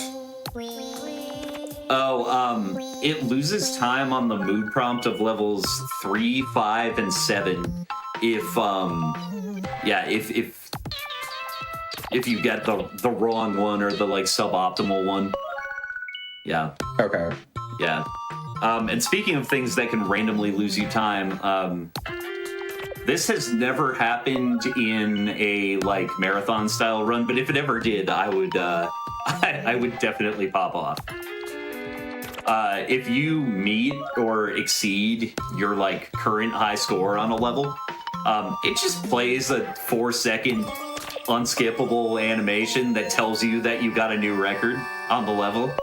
So that's pretty rad. Yeah, pretty nice of Nintendo to throw that in there. This is a pattern across many games in the Wii series that we don't quite understand, is losing time for playing the game too well. It appears in this game. It appears in Wii Sports Resort with replays if you hit the golf ball too close to the hole. It's just a whole thing. It's really eternal suffering over here. Yeah. So the way that like we mitigate that is just like at least I do some ILs and I just guess. Just guess. Yeah, that's fair. Yeah. That's fair. What else can you really do? Yeah. So I'll do ILs and just guess, and then so that way I have like a saved high score on my file. At a certain point, that's the only way that you can ensure that the score you have is going to be safely higher than the score you're getting in the run, because this dude is going so fast that it's like, have you ever guessed like just in a run? Like, have you ever started on level 1 by guessing? I started doing some a little bit differently. Sorry, I just went to level 6 for no reason. No, you're fine. You're fine. Which is allowed, but we're making good time. Might as well just do them in order. Wonderful. What? Can you like theoretically get a perfect run by guessing in every single level and it being right? That'd be pretty hard to do because I genuinely think there might be like 10,000 seeds in this game. Oh, I can only imagine. Yeah. I don't know, like the data miners would have to back me up on that, but I have rarely seen a run go the same way twice. If it's 10,000, that's pretty low. It might be a couple orders of magnitude higher. But yeah, getting a record in this just by like, it's because it's multiplicative. Like getting 3 levels right in a row by guessing would be like, I don't know, like rolling.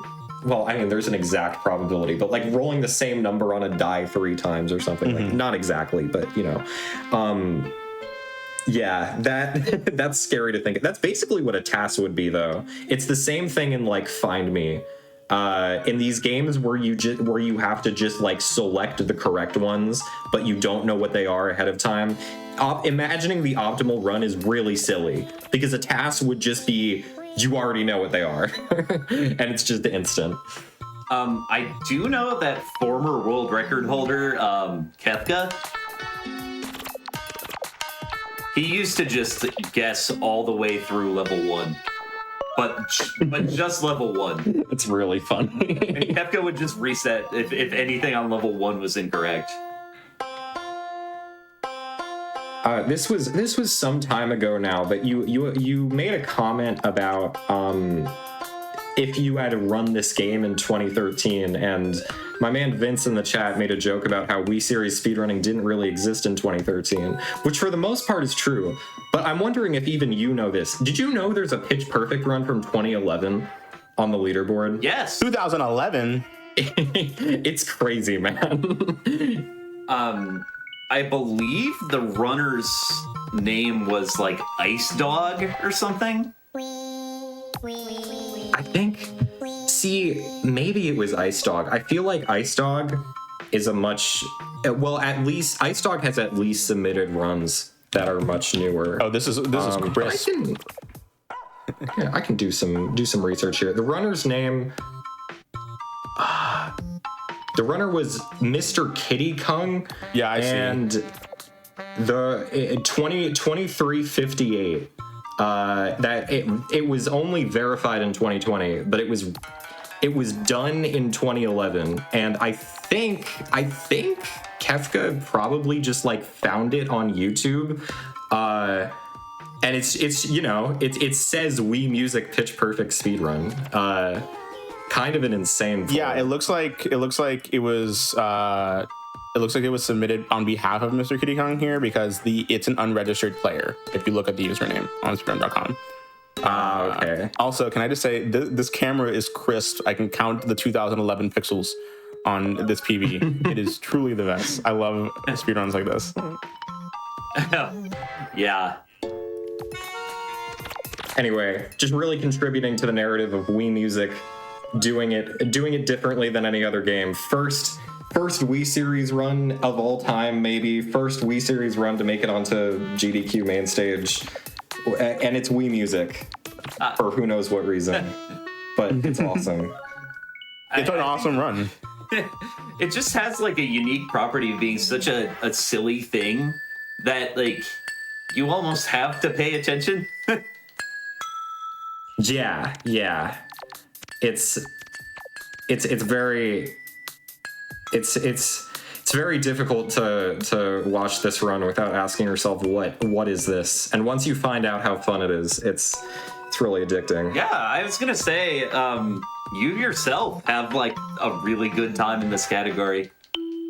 Oh well, thank you. I cannot hold a candle to 8VA's world record of 1738. I'm like, hey, what's up, hello? But I think I have like an 1849 or something. I started running this category. I first picked up this category in 2020, I believe. And I was, I think, like 14, and I took the world record from Insane in the Rain when there was like 10 runs on the board or something like that, and I was like, guys, I beat Insane in the Rain, oh my god. And then like Theon humbled me instantly. You know, the rest is history, and now the category is much more optimized. But I did come back after the GDQ run and do some more attempts. It is really fun, especially if you're a musician, which many people who run this category do happen to be musicians in real life. Yeah, Kefka is like a professional trombonist, the bassoonist 7513, you know, if you'd believe it, plays the bassoon, does some music stuff. I'm a full-time music teacher. Murasaki has a really good time. See, Murray's just good at everything now. Yeah. It's inevitable. I don't know if he's like, he might be a musician though. I've never thought to ask. Is this run what the band kid to speedrunner pipeline leads you to? Yeah, it's like that and Spyro the Dragon for some reason. So, which is another game that I run. So. I'm telling you, I'm an ex-theater kid. Theater kid, choir kid, and band kid pipeline all the speedrunning, fascinating. I don't know why there's so many people in this community that are band kid, theater kid, choir kid. It's amazing. I think like there's a certain like kind of knowledge already there that's like, okay, this is what it means to like practice and like dedicate your time to something. That's at least my working theory. Oh, 100%. I can only imagine. All right. Never mind. Okay. Okay. Completely forgot about that last meet. Yeah, so the slidey boards get a little bit more difficult over time because you have to move more Miis, and they're not just in quarter notes. And so you have to start thinking about 8 notes as well. The guy with perfect pitch did not perfectly get the pitch. How dare you? How dare you? Oh, hello. Oh, there you go. This is when we start getting 6 Miis on the screen. That we're beginning to reach. We're starting to approach the maximum occupancy of this small music room. Yeah. 6 people was also conveniently the maximum occupancy of my choir room in high school. It was a very small choir. It was 5 people and the teacher, and that's it. Oh, was that real? No. Okay. I was imagining like a straight up closet. Nah, we did have several closets in choir, but thankfully we didn't have to practice in one. Yeah, this has actually been really kind to me, but sometimes the pointer can just like land on the wrong mate. And then sometimes, at least on this setup for me, as of lately, it's just been disappearing from the screen at times. I gotta figure that out, but it's actually been really kind to me tonight, other than when it was like just now in level 8, when it was, which ones are playing the same pitch? Oh, that's actually really convenient. All right, the final 2 slidey boards, this one in particular, question 9, just has potential to be absolutely evil. And it is. Hey, Ooh, yes. There we go. Ooh. Oh, wow. Oh. Ooh. let's go. Let's go. Oh my god. All right. That's the frame perfect, right? I'm not sure. That's frame perfect. And this is also evil. No. Oh my god. Not as evil, though. All right. Oh, wow. Oh, my God. The hotfix. All right. That's That's clutch. That's hype. That's really hype. Time. There we go. GG. 2 incredible feats to end that on. I'm pretty happy about that at the very least. Accidentally going into level 6, we can leave that one in 2026, but other than that, that was a really fun run, and I really appreciated getting to do this on the hotfix. And I definitely just reached over to Split and typed a blank space in the Twitch chat. But No, you're completely fine. Any shout outs you want to do before we head out? yeah, absolutely. Shout out to Cindefusic for commentating this run. Shout out to Ozmourn for having us all on here. Shout out to my wife, Millie_494, also on Twitch, speedrunning Luigi's Mansion and the Spiderwick Chronicles later in the weekend. Shout out GDQ with GameStone Blindfolded coming up. And you all can follow me on Twitch at 8VA Luigi or on Blue Sky at stk8va.bsky.social. Beautiful. And of course, Cindefusic. Specifically for this run, I think 8VA has said all that's needed to be said, but I will say once again, please join the Wii Series Speedrunning Discord if you're interested in literally any of the stuff you're seeing tonight. That's where all of this goes down. And yeah, thanks for watching. Yeah, please go join their community. I'm probably going to stay in that Discord just because I think y'all are cool. Like, that's pretty much it. And outside of that is all for this run of Wii Music, y'all, with 8VA Luigi. Please go follow 8VA. Hello, everyone. I hope you're doing well on this wonderful Thursday night. Welcome back here to the GDQ Hotfix. My name is Ozmourn, and this is another episode of the Scenic Route. Before we get into it, I just want to say happy National Lash Day. If you did your lashes today, please know that you look amazing, and I don't have to look at you to make that a fact.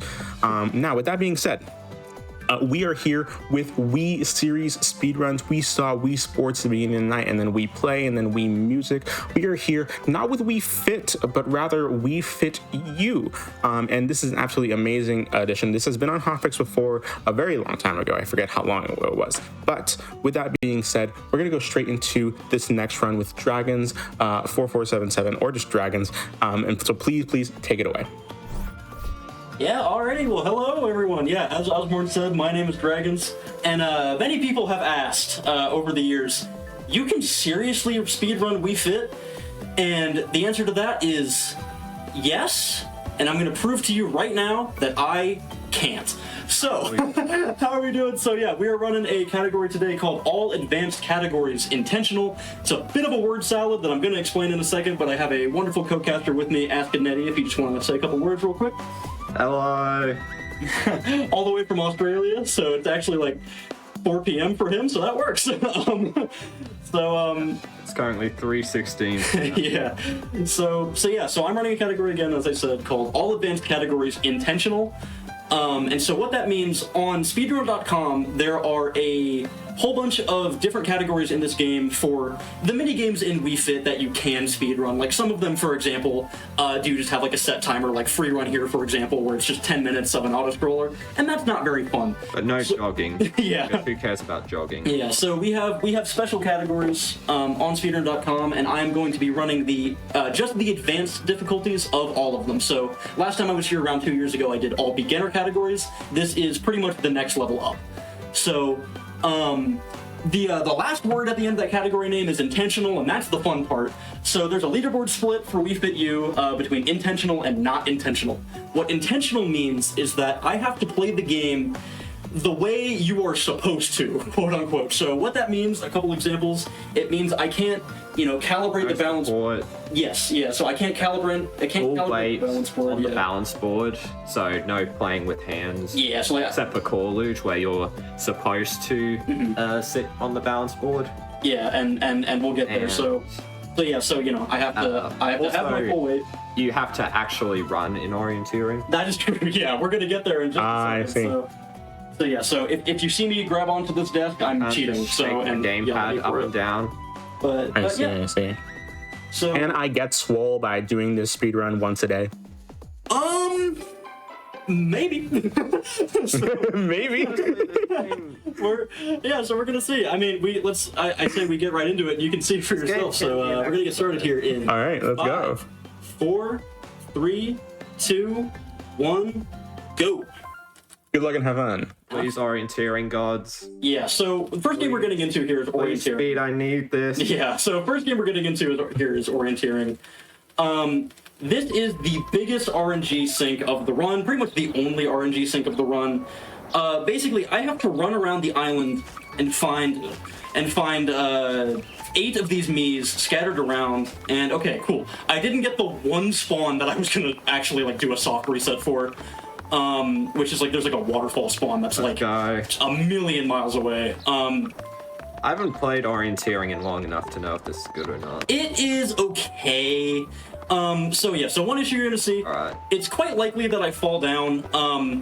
You can't run too fast. I know this game. Yeah, it is a speed run, but you can't run too fast, or else you're gonna get punished for it. Don't run too fast, or else your Mii will fall over. Yeah, and so it happens a lot if you're going either downhill or on a a short little lip downwards like that when I'm kind of going off these curves. Also, if you're Interesting. going against a wall, sometimes the Mii just likes to trip. Or if you just run too so. fast like that. Yes. That's the other. That's such a You're just going sideways and forward at the same time. That's such a dramatic trip. As you go. It's so dramatic, yeah. Oh yeah, it's extremely dramatic. Yeah, so this particular seat is not horrible. So basically the general route that you follow, with a few exceptions, is you go to the right side of the town, follow the town left, and then you're gonna go behind the town and then make your way to the left end of the island. I missed the ramp. And so we have a couple more Miis here on the right side of the island. There is one. These are actually pretty good right side spawns. So usually, I don't know the exact technicalities of it, but there are certain rules for how the Miis will spawn. Where am I going? There are certain technicalities for how the Miis will spawn, so you can't get all of them grouped in one place. Developers realize that'd be a little ridiculous, so they're generally spread out over the map in a few regions. And it's just kind of getting the best locations within those regions usually is what you're hoping for. So the one that I complained about a little bit is this windmill spawn. So there's always going to be one Mii near the windmills. That's pretty far away. Yeah, so this is one of the worst ones. It is the second worst windmill spawn.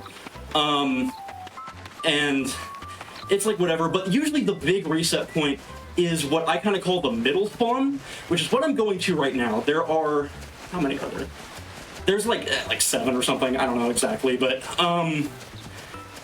this one makes a big difference because you have to go behind the town and then at a weird angle back towards the lighthouse and the windmills and all that. the worst one that I was going to reset for, there's a waterfall spawn that is on the back end of the waterfall, and you have to run a mile to get there. It is awful. Behind the candle. And I was going to straight up, if I got that one, I was just going to soft reset that. The other bad one, that Nettie just mentioned, is there's a going all the way behind the lighthouse, which sucks. Oh, see, that's running downhill. Don't do it, kids. And I always forget where this one is somehow. Going too fast, slow down a little. Yeah. And so, but thankfully we actually got a good lighthouse spawn. We actually got the best lighthouse spawn.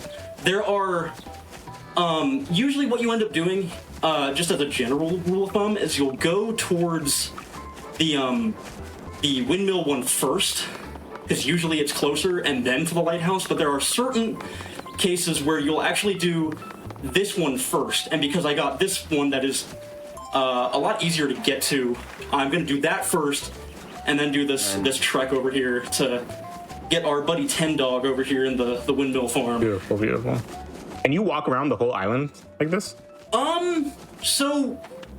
There's barriers placed up in certain spots, and also Advanced doesn't allow you to cross either of the bridges that lead to the west side of the island. On Super Advanced, I think, there are those barriers removed. I don't know if you can go through the tunnel. Okay, hold on. So I'm taking my headphones off for just 1 second. I apologize.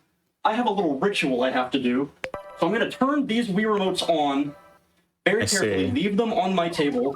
I also have to turn my balance board on. Forgot to do that.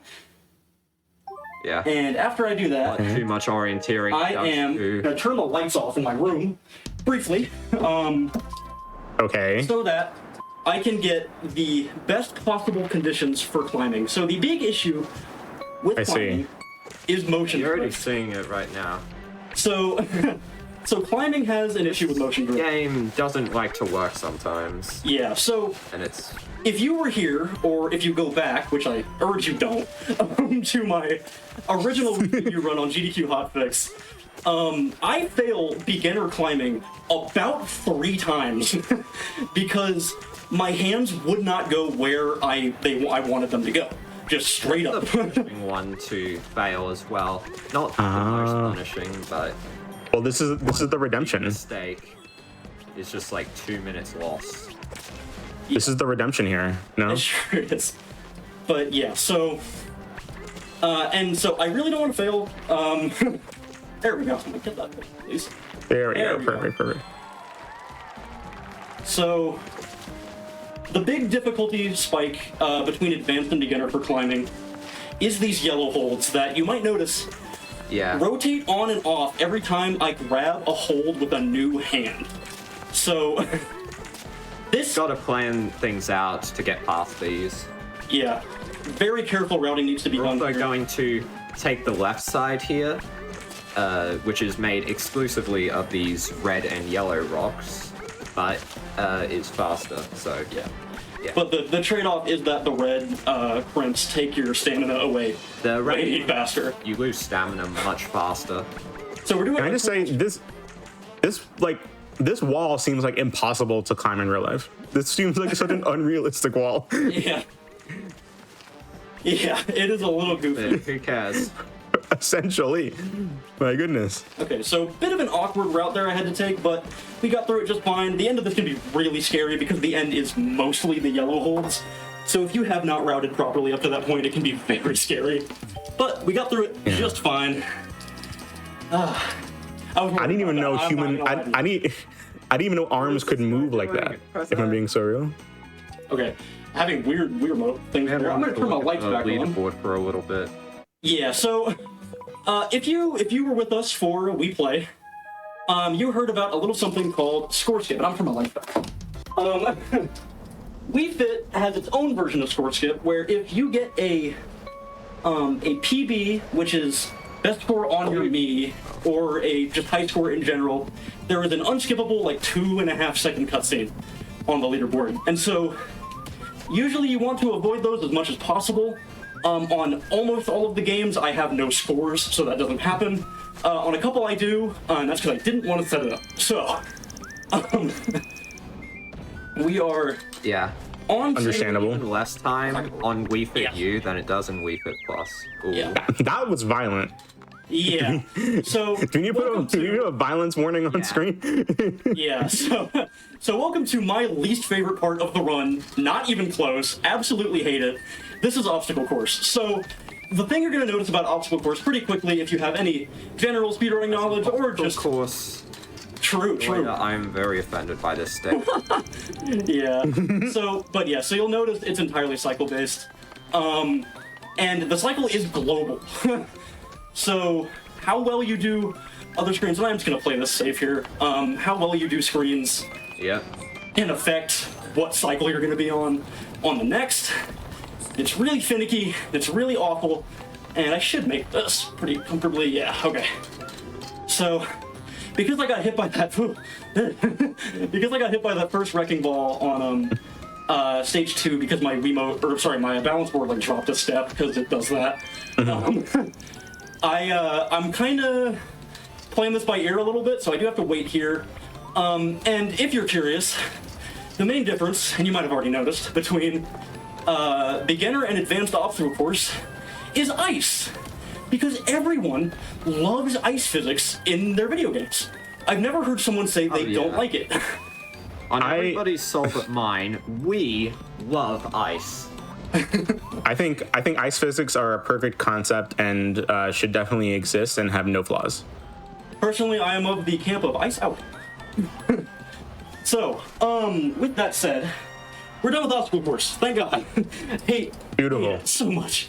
Round of applause for obstacle course. Oh, absolutely not. No, don't give this game no round of applause.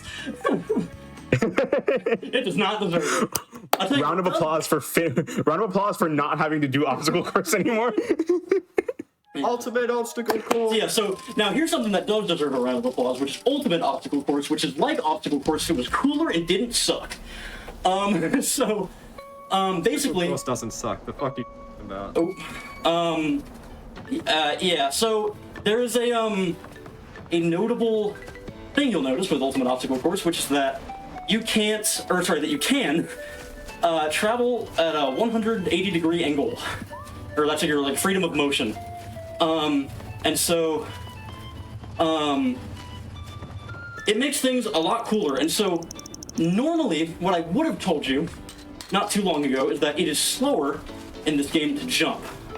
Because it takes a lot of time to get your momentum back up after you jump. Obstacle course, but in this game, a jump Yeah. also causes you to go, well, forward a lot. Oh, I dropped my jump. Dragon's utilizing that to try, but the Yeah. second jump didn't go through. Yeah, so the reason that I say I would have told you that jumping is slow is because, oh my god, love ice. Good ice physics game. Let's go, guys. So, again, if this game would stop interrupting me, the reason I would have told you ice sucks, or jumping sucks, oh my lord. I have failed this maybe once since coming back to this category. Can I just say, it looks like you're getting like a pretty hefty workout in right now.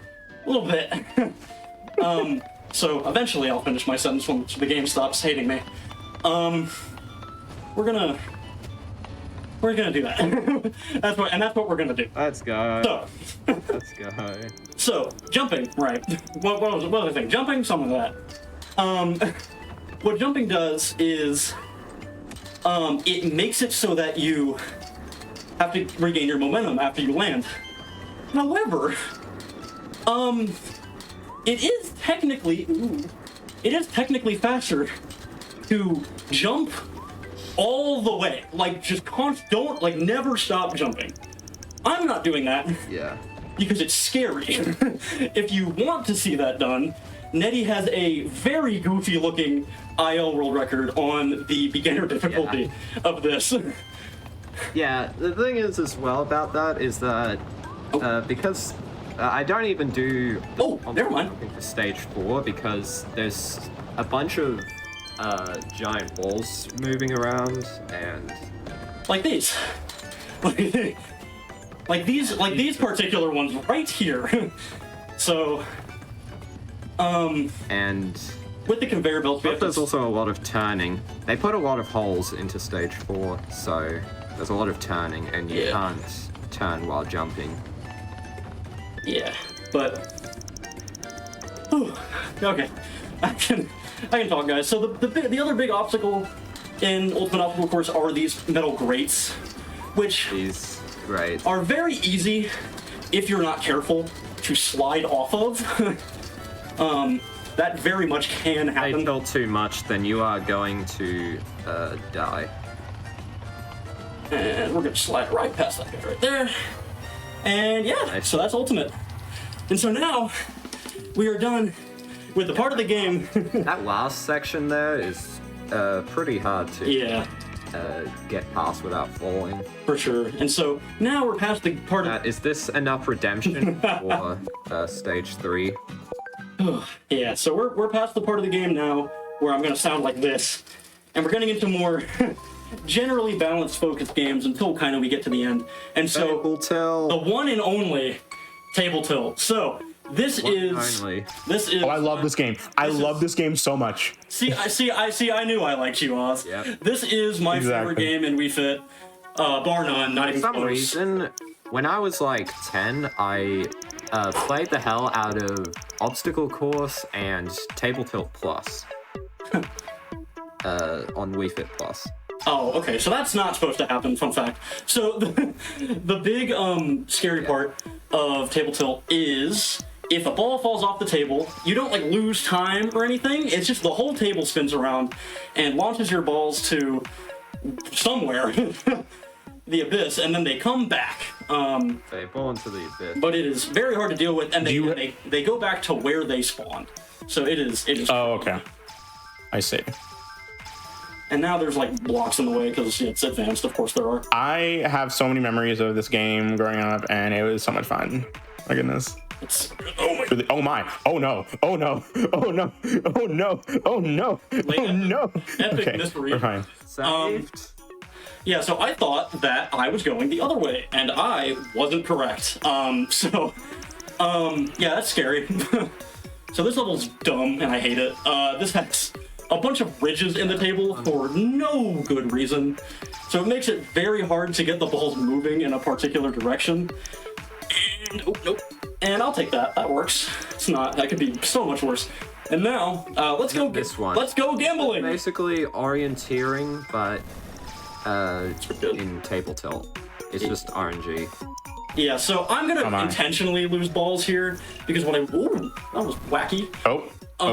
So Technically not RNG, but it's basically. it feels like it. So what you want to do, I am intentionally having these balls fall off so that I can get the table to rotate, and hopefully, while it's doing that, oh wow, I'm bad.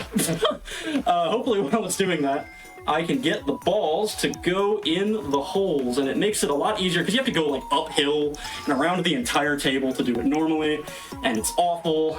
And yeah, there you go. That is Table Tilt Advanced, and it's ooh, That's a good one. That's a really good one. for sure. So, yeah, I do have untied score world record on Table Tilt Advanced, and it will never happen again. 59. I think so. It's insane. I get like the luckiest thing ever. Pretty much just. Yeah. Yeah.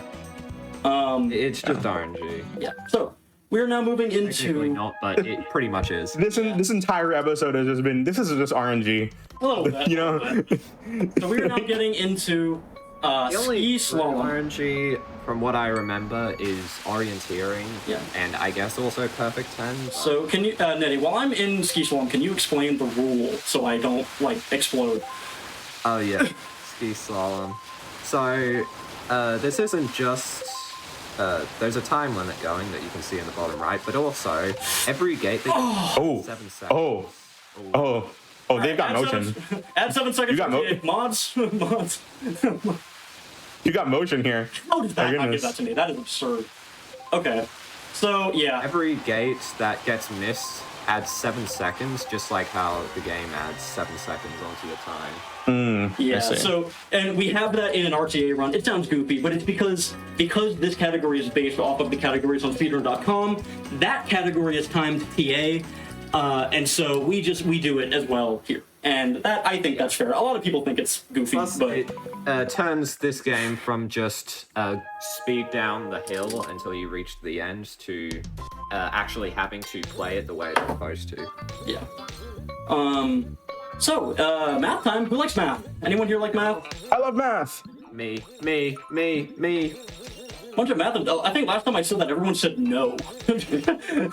So, in Advanced Perfect 10, we have to add to 15 with these mushrooms that I do by moving my body like you do in most of the other games in Wii Fit.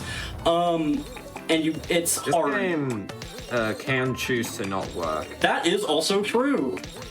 What the heck? Oh, it's I'm like, none of these numbers add to 15.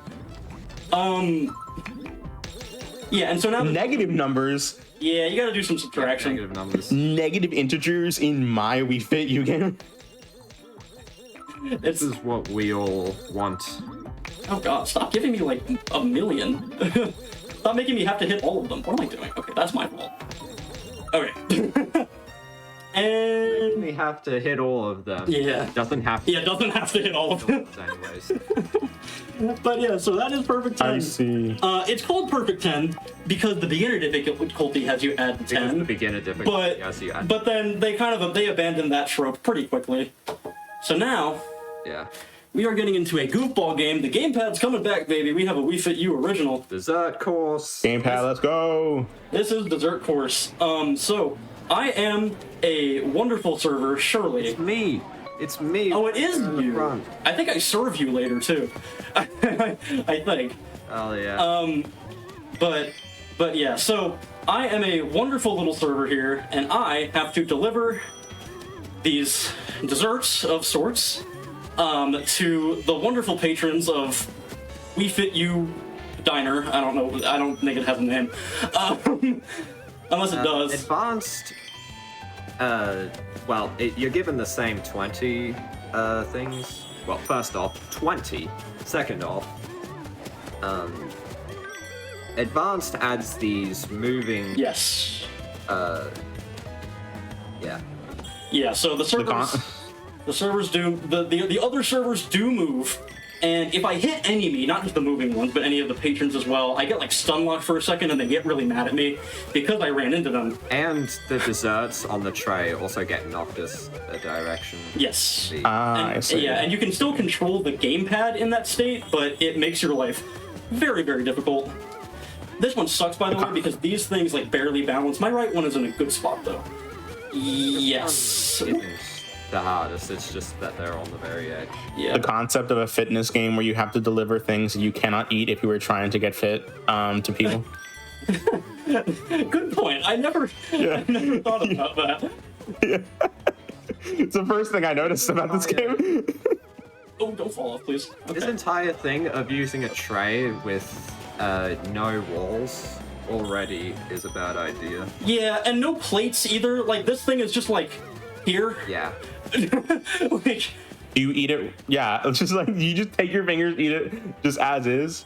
the server just like throws it at you. Like, I don't know. I also want to say these small chocolate rolls, they will just delete themselves if they get too close to the edge of the tray. Yeah, Just, basically, if for those, if you crush the little things on top, it explodes.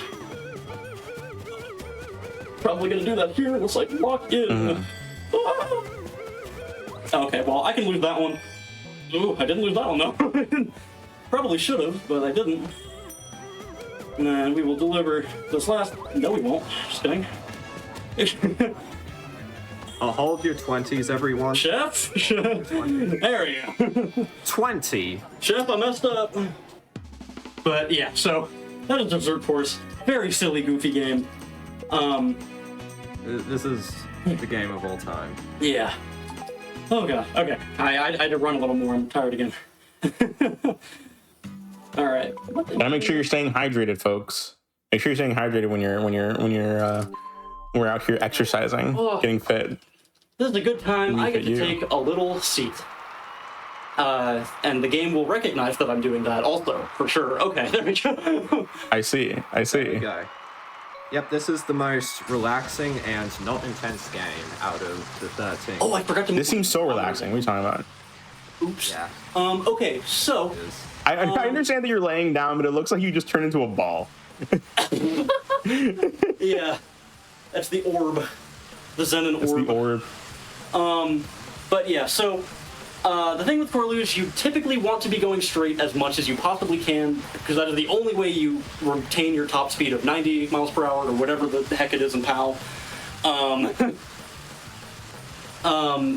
However, 140 something. yeah, so there's a section here coming up that I am going to have to. Oh, that's not it though. That I'm going to have to run up here, quickly turn down so I don't hit that wall, because if I don't do that, you hit that wall every single time. And there's nothing you can do about it. If you just try to take it like as tight as It's possible. okay, because this is the hardest part of Yes. the game coming up. So you want to. It's not working, but. Yeah. So that hit is. Pretty much Yeah. pretty much impossible to get past But, that. but that one. Either crashing or slowing down. Yeah, so best case scenario, you want one wall hit there. However, 2 is still okay. The benefit of a wall hit is it lets you go a little tighter, but it still is slower, obviously. And so now we're done. Now we just go. That's not the wall again. Did y'all know? Did y'all know that they turned this into a real game? It's called like the Winter Olympics or something like that. No way. You're telling me Yeah, I can watch you people do this for real? Yeah, Is this real? Is this it is a real thing. Yeah, real? Does this sport exist in real life? yeah. But Wii Fit was really an influential thing. Really, it know? really was. Crazy how they created a whole sport after this game. And then bounce bubble. Alrighty. This one is I think this one is the shortest of them all. Yes. So this is a returner from the OG Wii Fit. This is extremely simple. Yeah, so you're in a bubble, and if you touch anything, the bubble pops because it's a bubble. And if you do that, you fall in the water and you lose. Is this guy not moving at full speed? I'm trying, man. I guess this is intentional, but yeah. True. Well, maybe I'm just Yeah. seeing. Can you move? How fast can you move? Oh. So that's the scary way to go, but we go there because I it's see. I see. I see. Oh my god. And then, yeah. Oh, okay. It's like 2 Boom. seconds. Let's go. Yeah. Beautiful. So with Balance Bubble, you might have asked there, if you have played the original Wii Fit before or Wii Fit U before, you may be asking what is the difference between beginner and advanced Balance Bubble. The answer B. is there's 3 Bs that don't really do anything. None of them get in your way. Yeah. For one, that is really hard to unless you go unless you get 27 or something. All right, time for some If advanced. you get 20, if you get 27, they're basically the same thing. Yeah, so time for some advanced balance board technology here. You might notice I'm actually playing this game without a Wii remote. It is actually the balance board is able to track when you flap. A lot of people, because this game is notorious for beginners in Wii Fit Plus, for having a big issue. People can never seem to control this game very well. And the thing I tell everyone is to do to flap sideways, just like just like how you're supposed to. Yeah, that, and also try not to go too fast. Just do these big, long, slow flaps, and you will be perfect. Yeah. It's and make sure you're leaning forward on that. But Yeah. But yeah, so in Bird's Eye, usually the theme is to just go straight to the end because you can just do that. Scoring points in this game is optional. Yeah. In Advanced, you do actually have to land. In Advanced, you do actually have to land on that first 20-point target so that you have enough time, because the points, they're points, but it's also extra time. There we go. And so yeah, so you make it with a good bit of time. And Very technically, good. Very nice. technically, so a couple of the games in Wii Fit U have it's an extra difficulty. That's what it's called. And Yeah. those usually have a weird gimmick to it. Bird's Eye has a has a special extra difficulty where you are a penguin. Many of the returning games from Wii Fit Plus, they added an extra difficulty. Yeah. Wii Fit U. Oh. And this game's, or Bird's Eye Bullseye's extra mode is notoriously hard. Yeah, it is. So you're a penguin, and if you know anything, so you fall much slower. Yeah, if you know anything about penguins, they typically don't fly. That's like not usually a thing they're seen doing very often. So, yeah, it can be very, very hard to do that one with no extra. So a common mistake a lot of new players make is leaning too far forward. If you're leaning too far forward on any of them, but especially the penguin, then the game will not allow you to land. That is true. But, so, now I have a friend. Sometimes he's my friend. Dog. This is the dog. Hi, dog. So, what you'll notice... yeah, everyone say hi. Everyone say hi because... Hi, dog. Not to foreshadow, I don't know. There is not a guarantee he is going to stay with us. Oh, no. So... what you're gonna notice I'm doing is I'm pressing A on my Wii remote to send the dog to these flags, and he will track to it and get it for me, which is lovely. There are so many weird things that can happen with this dog. Sometimes, if you're not close enough... Sometimes he just gets caught on a wedge. Yeah, sometimes the dog will give up. Sometimes the dog will, if you turn away from the flag too quickly, everything will deload and the dog won't get the flag until you turn back around. If the dog is running and close enough to the flag, then it will just go straight towards it. This me has calves of steel, by the way. Calves of steel. No, you really, genuinely, doing the longer cycling categories, you start to feel it, like, straight up. It's pretty hard. Are you feeling the burn? Oh, I am feeling it. My body is ready. Okay, so I'm gonna ring my bell a bunch. Yes, he's here. No, come back. Where did you go? Thank you. So there is like a good chance that the dog just gets stuck on something here while I'm trying to cross the bridge, and then I lose him until I get a new dog a little bit later in the stage. However, cycling is so bad in all categories that they have a category that's pretty much just not that, plus no orienteering, plus no rowing regatta. Yeah, that's all balanced categories. Or all balanced categories. All balanced categories.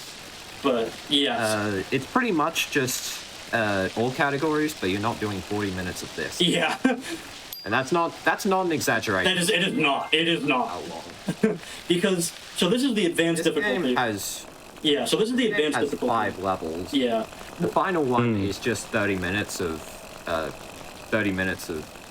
free cycling, so we don't do that. But I see what you're saying. The other 4 are this. I am interested in expert is like almost as long as the other 3 combined. Yeah. I see what you're saying. I am interested in knowing... Oh, wait, continue with what you're saying. Players typically end up giving up because they can't find all of the flags, because they put the flags at, like, every corner. Yeah. I am interested in knowing, for you dragons, the same kind of question that I've been asking all the runners tonight. First and foremost, what is like your history with this type of with this series, with this game in particular, and also how do you feel about this lineup that we're seeing tonight, this kind of showcase? Okay. After I'm done crashing out at this dog, I'll answer you. No, you're good. You're good. I can see that dog was being quite rude to you. Can I provide my history in the meantime? No, of course. I first started playing this game when I was 5. Well, I started playing Wii Fit Plus when I was 5. I see. And yeah. But that's your fault. That's the whole history. That's the whole thing. Yeah. Can't argue with that. Wait, Wii Fit U when I was 9. Okay, here. Briefly, sorry. I'm gonna interrupt you for like 1 second. I'm about to do a cool thing that Cedric found. That is this. Yep, this. Whoa! That is really risky doing it from that. I typically do it at the next opening because it's really hard. Someone get Red Bull on the phone right now. That was some hardcore biking right there. Yeah, and so the dog doesn't like it when I do that. He's gone now, but now I just. So you can continue, Nettie. Sorry. Yeah, I don't remember exactly how I got into speedrunning this game. I do remember I did a lot of doing every single game in Wii Fit Plus and Wii Fit U, getting 4 stars in all of them as one of the first categories that I played. It's a pretty good run if you can do it. Yeah. But it also involves a lot of auto-scrollers, so yeah. Bro? I see what you're saying. Is he gonna press? I was trying. But yeah, so Yeah. for me though, I started playing these games Originally in 2019. I started with Wii Sports Resort back in 2019 because I just I grew up on these games. I came out not too long before Wii Sports came out.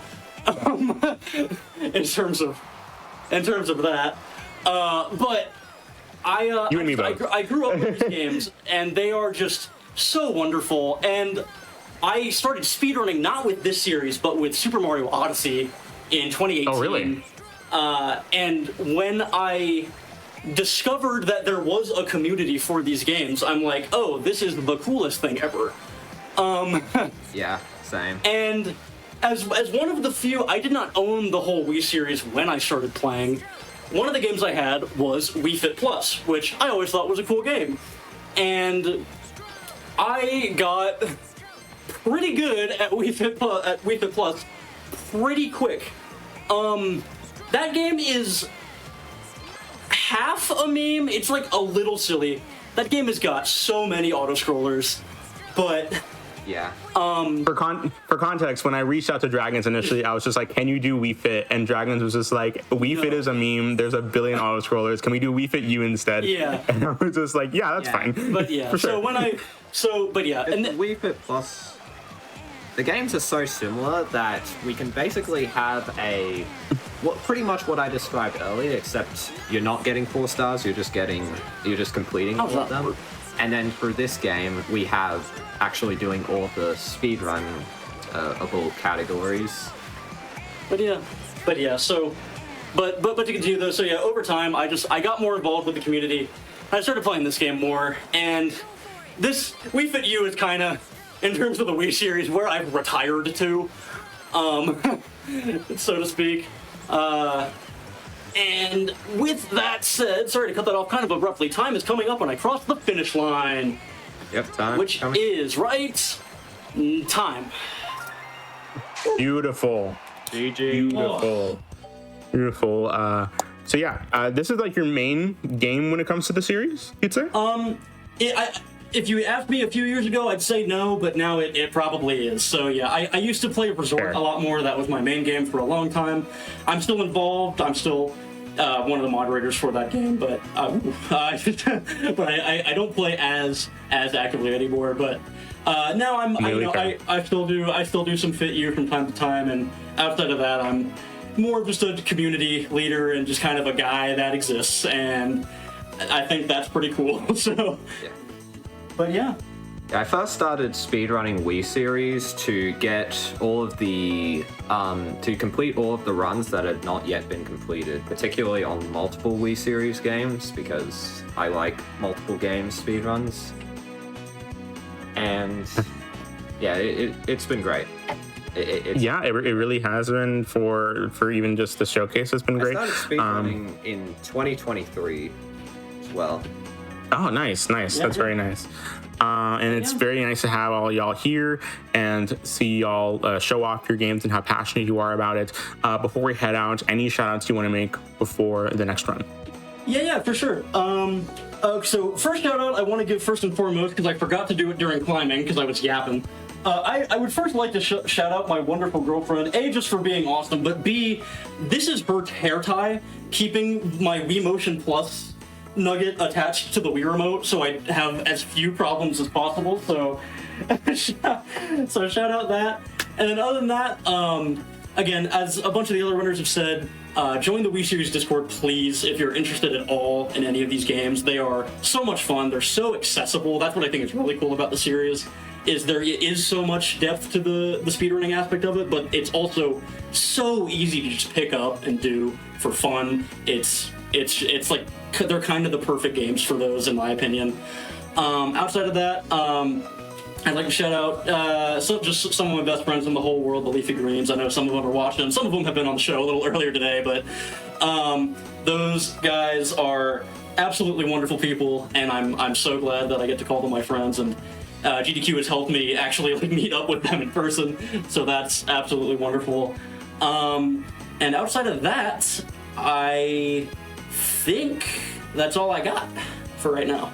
All right. No worries. And Nettie, you want to say anything before we head out? Yeah. All right. So just No worries. No worries at all.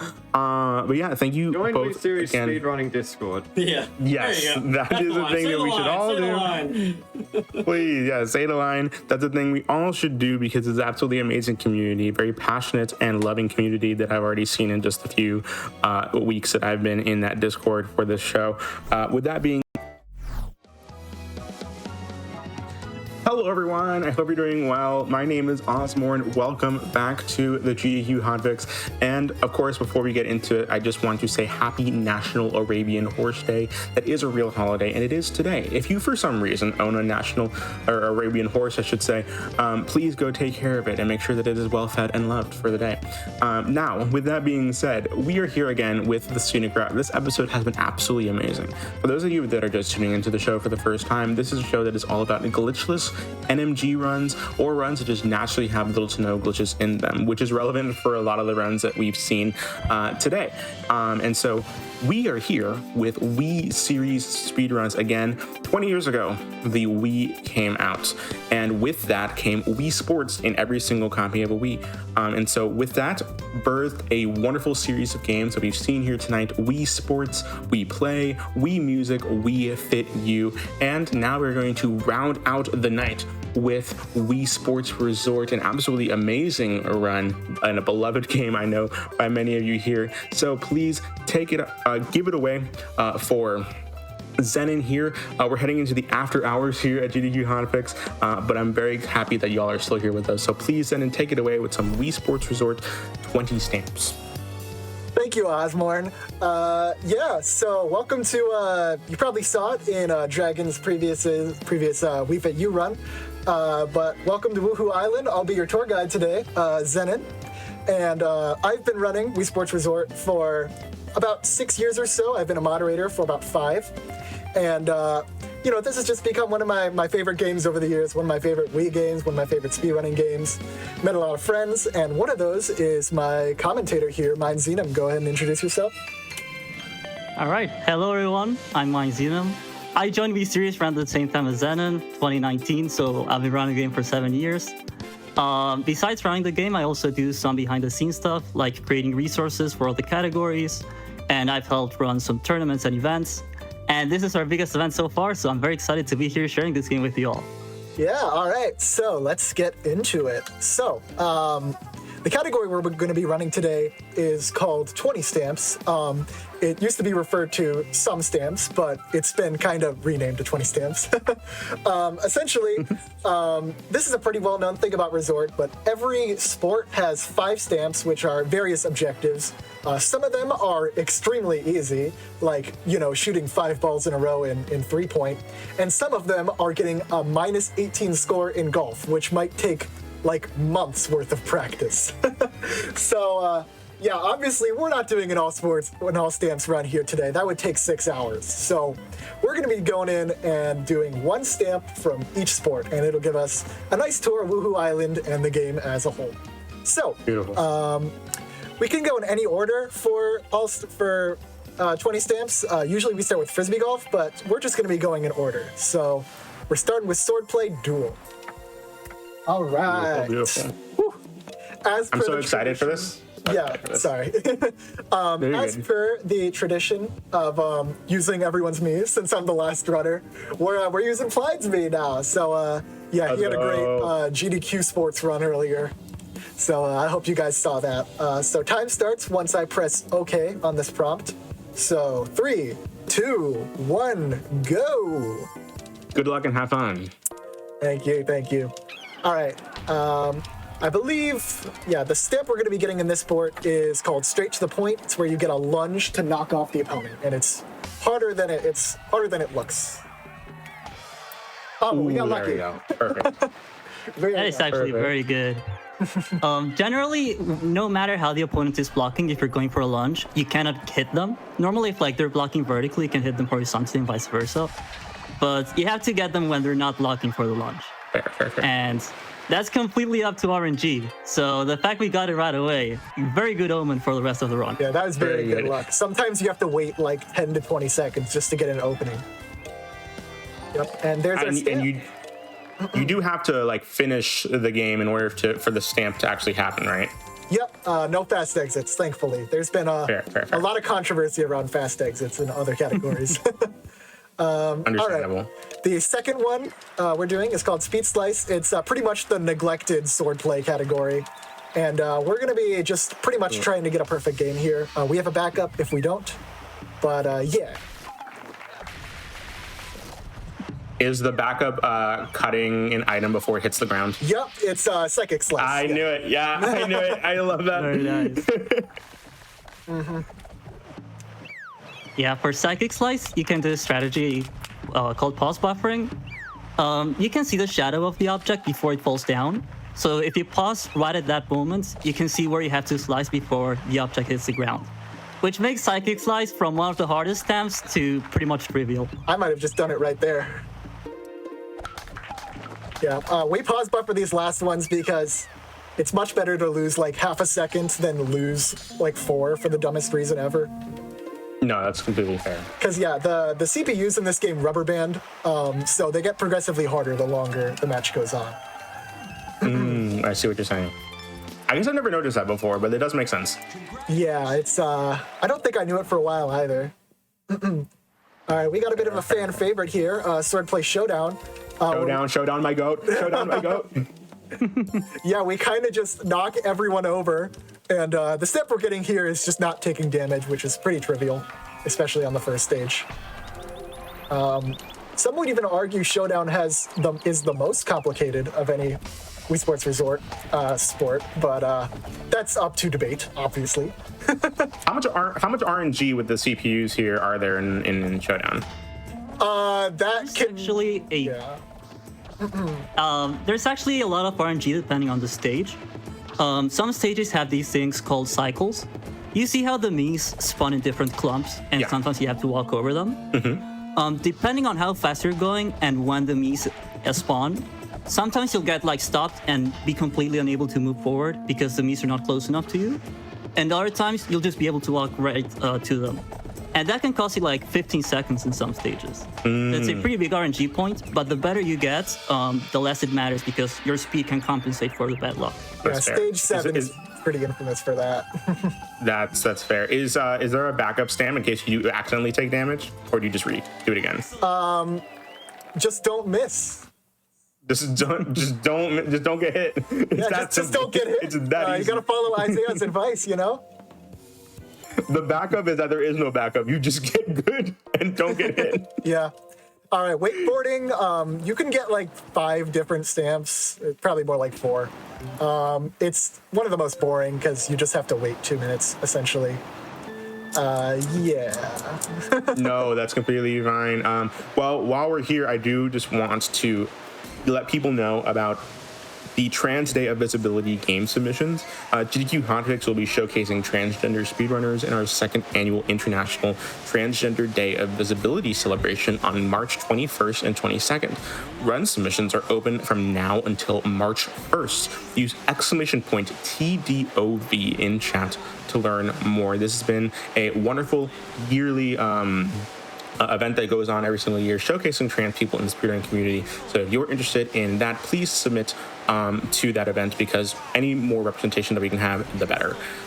That being said, I also want to let folks know a small reminder about something that I said earlier this episode is that GDQ will be returning to PAX East in Boston, Massachusetts, March 26th through 29th. If you want to showcase your run on the GDQ stage, or on the speedrun stage at GDQ at PAX East, visit gdq.gg/submit by February 19th and submit your runs. Selected runners will receive an event badge. And so if you are around the Boston area or are just going to go to PAX East anyway, and you want to put your hat in the ring to try and do a run there, you can. You have until midnight Pacific, which is the next 2 hours, to get your runs in if you haven't already. But with that being said, let's get back to the run here. I'm going to ask you the same question that I've been asking the other people in this episode today. First of all, what is your history with the Wii series speedrunning, and especially with this game in particular? And also, how are you feeling about just this lineup, this opportunity to be able to showcase these games tonight? My history with Wii series is kind of complicated, kind of not really. I think the first Wii series runs I ever saw were from Alaska XB2, which you saw commentate Plyde's run. He's had some pretty high view count all sports runs that I've made as people's recommendations, and it just so happened to make it to mine. And in addition, I've had like some friends from back when I ran Super Mario Odyssey who ran Wii Sports. That includes mine, Xenom, actually. We were both kind of Mario Odyssey people. So yeah, in like 2020 or so, while I was on lockdown and I was getting super tired and burned out from Mario Odyssey, I just started playing all the Wii Sports games, and the rest is history, I guess. Shout outs to those like us, like Zenon, and also like me, who ended up having speedrunning be their pandemic hobby, and now it's like their life. So here we are. Yeah. But yeah, it's very fun to have this series represented here. For those that don't know, shockingly, believe it or not, this is actually the GDQ debut of Wii Sports Resort as well. Wii Sports Resort has never been on the GDQ channel before today, and hopefully that changes, because I love absolutely these speedruns, and seeing this community and how hard they work at it is absolutely amazing. And so is this your main game in like the Wii series speedrunning? Definitely my main game Wii series wise. All time, not really. I don't really have a main game. I run like the WarioWare series and a bunch of Wii series stuff. I like a Flash game series called Red Ball. Met a lot of people through that, including my girlfriend. So yeah, I'd say all three of those have been pretty impactful to me. That's good. Good.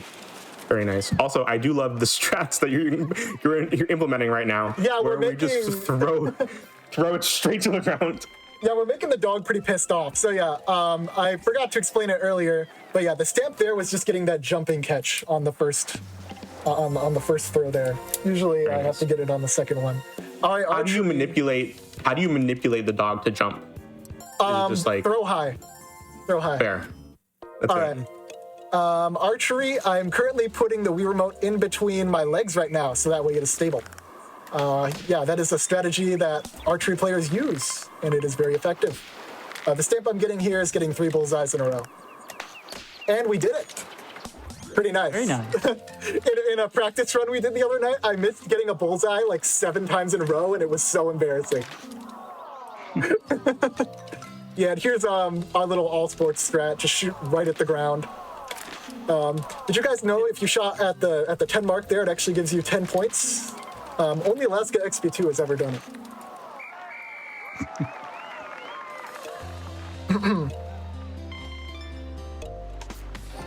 All right, there we go. Bold Stampede. Very nice.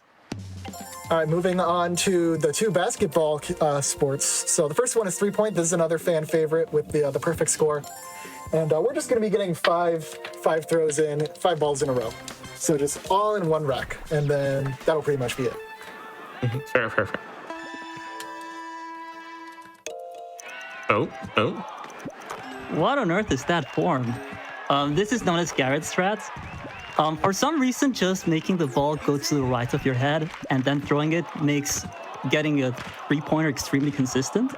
Fair. This used to be the hardest stunt in the game. Like, the first All Stamps run was done by Alaska XP2. It took 100 hours, and I think like 70 of those hours were just trying this stamp over and over again. Yeah, it was 103 hours. It's ridiculous. The jumpless strats go hard here. Yeah, this is the all sports strat. Oh, okay. What's going on?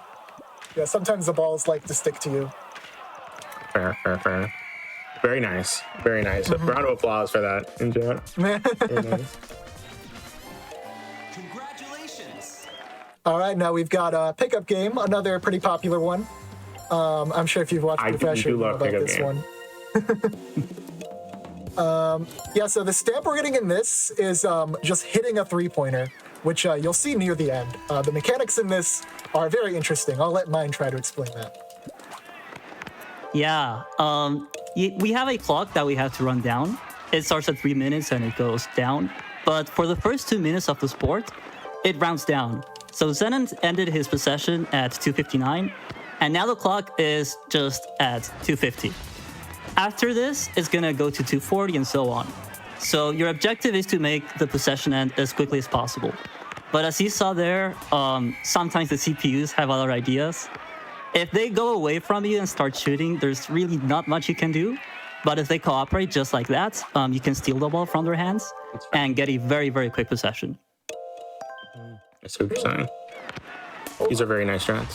Oh, right in the face. Yeah, that's the strat.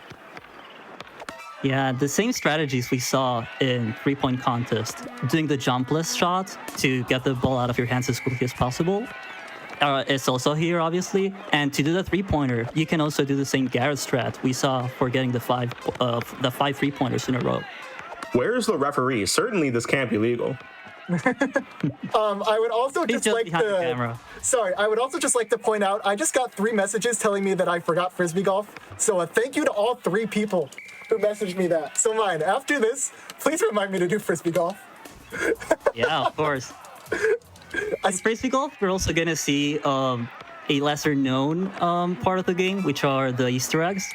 In many sports, if you start out by pressing 2, you can get some variation. Some sports have like minor variations. Like in pickup game, if you press 2, you'll be playing at night instead of day.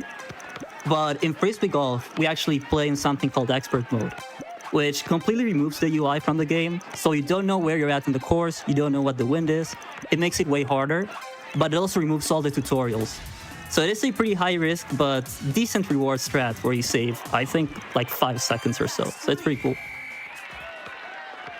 And now we pray to God that they keep the ball for about 10 seconds, which doesn't happen sometimes. Like right now. Look at that. Yeah. Now, classic. Now the clock doesn't run down anymore, so I want the possessions to actually last as long as possible. So we're gonna be stalling as much as we can. The lowest amount of possessions you can do for the last 60 seconds is 3, but that relies, as Zenon said, on the CPUs keeping the ball for over 10 seconds, which again, completely out of our control. We're just gonna hold it in place here. Yeah, it's got some traveling. Unfortunate. Wow. They always try to another extra possession. Ooh. All right. There's the game. No buzzer beater? No buzzer beater? No buzzer beater. It would be slower. Unfortunate. Yeah. There's a stamp. In the All Stamps run for this, you actually do the buzzer beater against the champion, which is the hardest CPU by far. Oh, and really? If you miss, you lose 4 minutes. 4 minutes? Yeah. You have to play an entire extra game, which takes a long time. So it's super scary. Yeah. Well, how long is All Stamps? If you're a world record level player, it lasts 6 hours. Oh, for most runners who can actually complete a run, it takes like 12 hours. My PB is 8 hours. And that's considered a super good time, although it's 2 hours and a half behind record. So that just goes to show how difficult the run is. 4 minutes in a 6 hour run, that's like 2 seconds. in speedrunner time. You know what I mean? Yeah. There's a Frisbee Golf Classic throwing it straight at the ground. Yeah, so the step we're going to be going for here is just going under par. Oh, sweet. We got 2 throws directly at the ground. This is my average Frisbee golf experience, really. All right, let's not throw it at the ground this time. And you may or may not have noticed, but I am... this might be a problem, actually. Am I not going to go under par? Would it be worth resetting for this? You can try for rolling a goal. Possibly? What's par on this one? Hang on. 5. This is going to be bogey, right? This is going to be bogey. You got birdie. If I miss this, I'll restart it. All right.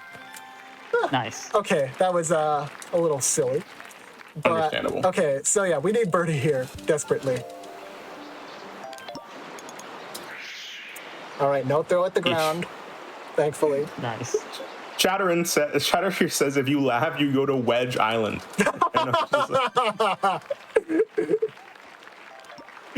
I would not bestow that fate upon Do anyone. not send me to Wedge Island, dude. I'm forced to golf for the rest of my life. I mean, maybe it wouldn't Also, be that bad. wait. Can I just say the business model of like having your golf course on like a separate island that you have to go to that isn't even that big, not a great business model for a resort. Can I just say that real quick? Yeah, it's not great, but they figured out. All right, thankfully, we are under par. Just barely. Nice. Ah, miss menu. Classic with pointer menuing, because, yeah, we have a little pointer here. Okay, we're moving on to table tennis. There's a lot of stamps you can get here, but none of them are particularly fast or are luck-based, except for the one where you hit the opponent directly in the face. So let's get that one. Just like Marty Supreme. Yeah, this is just like Marty Supreme. Did you guys know? Just like Marty Supreme.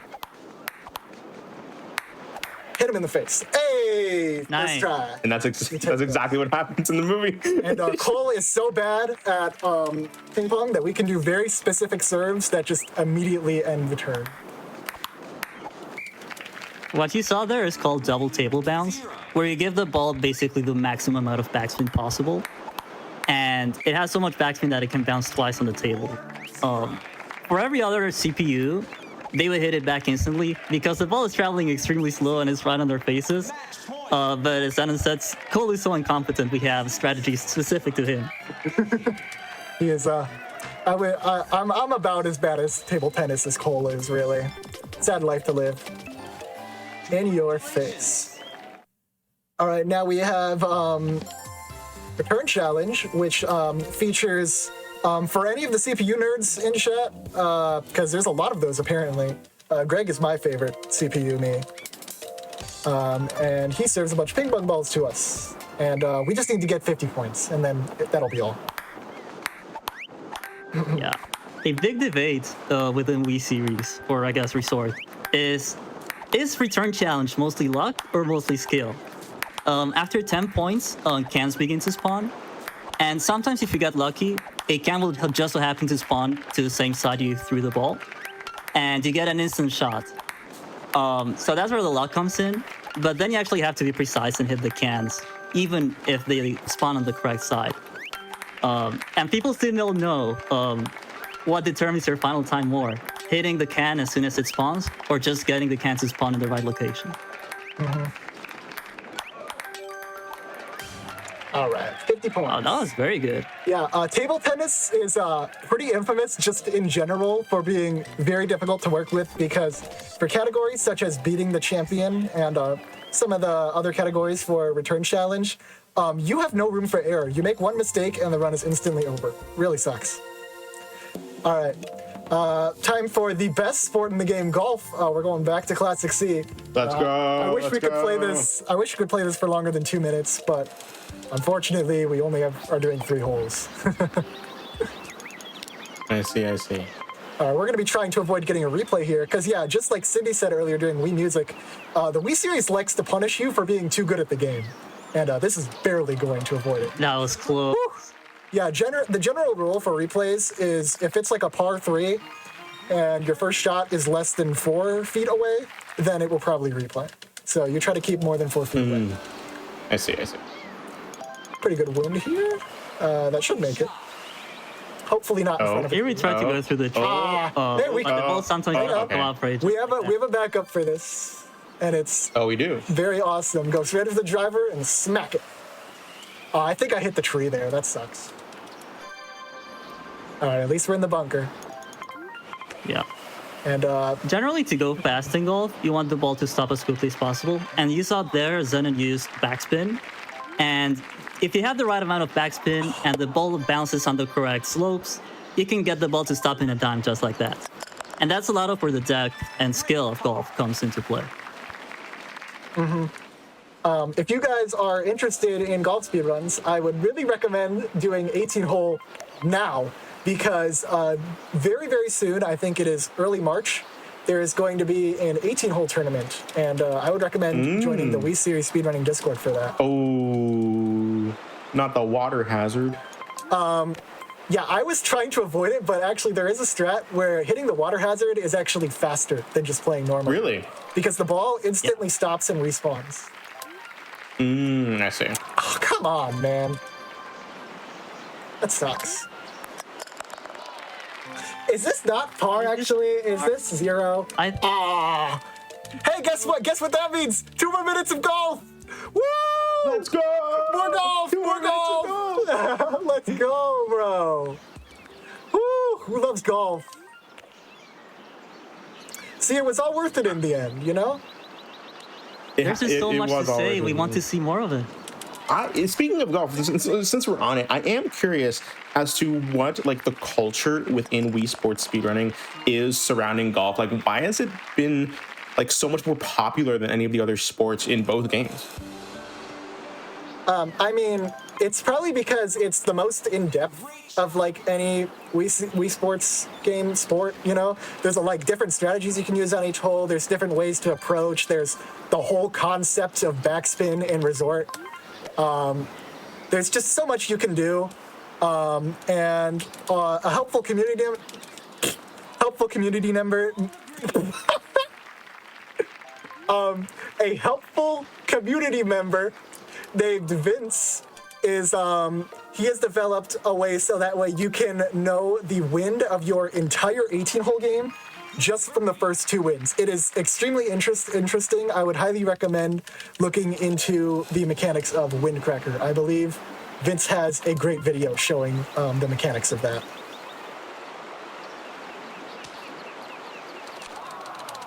The math behind it is super interesting.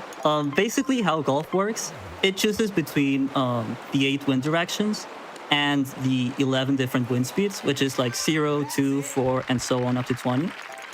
And if you count up all the possible combinations for each hole, there's actually way more possible combinations than there are seeds in the game. So you can figure out what your seed is, like right by hole 7. And once you know that, then you know that RNG couldn't have advanced too much. So you can figure it out earlier next time. Because instead of working with entire seed pool, you work with a very reduced amount. And it's honestly insane that we've managed to find something like that. It takes a lot of ingenuity and a lot of like decompilation, reading assembly, and figuring out how the game works behind the scenes. Well, we got a red ball because I was preemptively holding left. So yeah, we've got 3 bowlings here. The first one is this regular 10-pin. We're just going to be getting 3 strikes in a row. And the strike setup in this game is very easy. It's, there we go. We got a turkey. That's all it is. But thankfully, we just got to keep going for strikes. Beautiful, beautiful. Do these strats work in real bowling? Not sure. Unsure. Okay. The jury's still out on that one. We gotta try that. I gotta try this next time I'm bowling. I believe if you try to throw a ball straight, it might strike sometimes. Maybe. Hey, there's a signature Mies flailing around. Does that strat work in real life? Maybe. Maybe. Depends on who you're with. Depends on how hard you throw the ball. That's true. Be careful not to hit anyone, though. Yeah.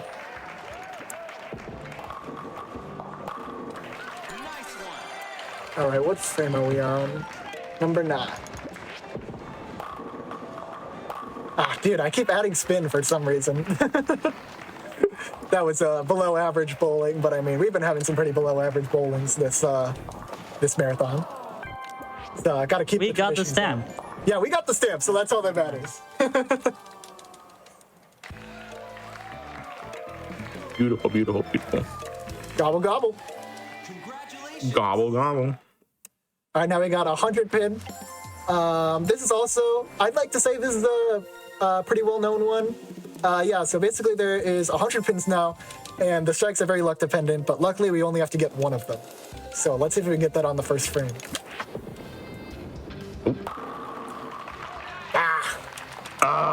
Is that one? Is that just one? Just one pin. This happens so often. My goodness. It's almost wild. I don't know if that that's happens. far enough over.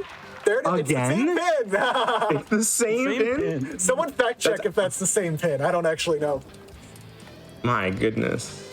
I didn't hit the pin. That's actually impressive. That's more impressive than if you had gotten a strike. There we go. All right. There we go. Beautiful. Yeah, so fun fact about a 100 pin in particular. Like I said earlier, it is very luck-based. And what you can do is just avoid it all by going in the gutter for every single frame. And I believe it was timed by Benders, who is another former, prominent Wii Series runner. He's done runs across pretty much every single Wii Series game, but he's not really, he's pretty busy nowadays, so he doesn't really run it anymore. But I believe he timed it to be about as fast as getting 6 or 7 strikes, something like that. And Okay. no, but genuinely. But genuinely. Obviously. So yeah. The common option in categories such as this and all categories, categories where you have to complete this fast, commonly you will see people just go to the gutter every single frame, but that wouldn't be fun for GDQ, so we gotta play it all. Can you? I think we broke. Yeah, sorry. Was there a stamp for bowling a perfect 3,000 game? Not in 100 pin. There's a stamp for getting 300 in the standard game, though. Figured as much. All right, spin control. I used to hate this one, but this is actually pretty fun once you learn all the setups. So yeah, now there's just going to be a bunch of barriers, and all we're doing is getting one pin in each of the frames. Or at least, yeah. We're going to aim for strikes, but really we're just aiming to get one pin. Just a single pin. Yeah. That's all we need. And yeah, thankfully... Spin control is an interesting sport in that you can get all 5 stamps in one go. There are many sports in the game where you have to play several different rounds. So this gives us a lot of flexibility in what stamp we want to choose here. The fastest stamp is getting a split spare. But as you might imagine, getting, actually nailing a split spare with all the barriers is extremely hard. And even setting up a split spare in the first place is the worst thing. Not very easy to do. So 1-4 is just way more consistent, and I think more entertaining. Yeah, when I was messing around with this category a bit, I did around 100 attempts where I did spin control first, just trying to get split spare. Because if you get it, it's I think a 20-30 second time save over doing this. But it's, difficult because you can't just set up a split spare. It's pretty much half luck. But yeah, I did 100 attempts with it, and only about 2 of those got past the split spare. So I was like, I'm not gonna do this, not for now. Yeah, it's very difficult. All right, let's not forget to get 1 pin on the last frame, because that is also required. I did not know that in my first 20 stamps run. Oh, so, really? That sucked. Beautiful. Yeah, that should be good. There we go, 1 for all. All right, say goodbye to bowling and say hello to power cruising. This is power cruising, let's go. Sport. We're gonna be going to Cavern today because we need to collect all of the bonus rings, which is easier said than done because power cruising, even though the waves are consistent, it likes to not cooperate with you. So yeah, take that for what it is.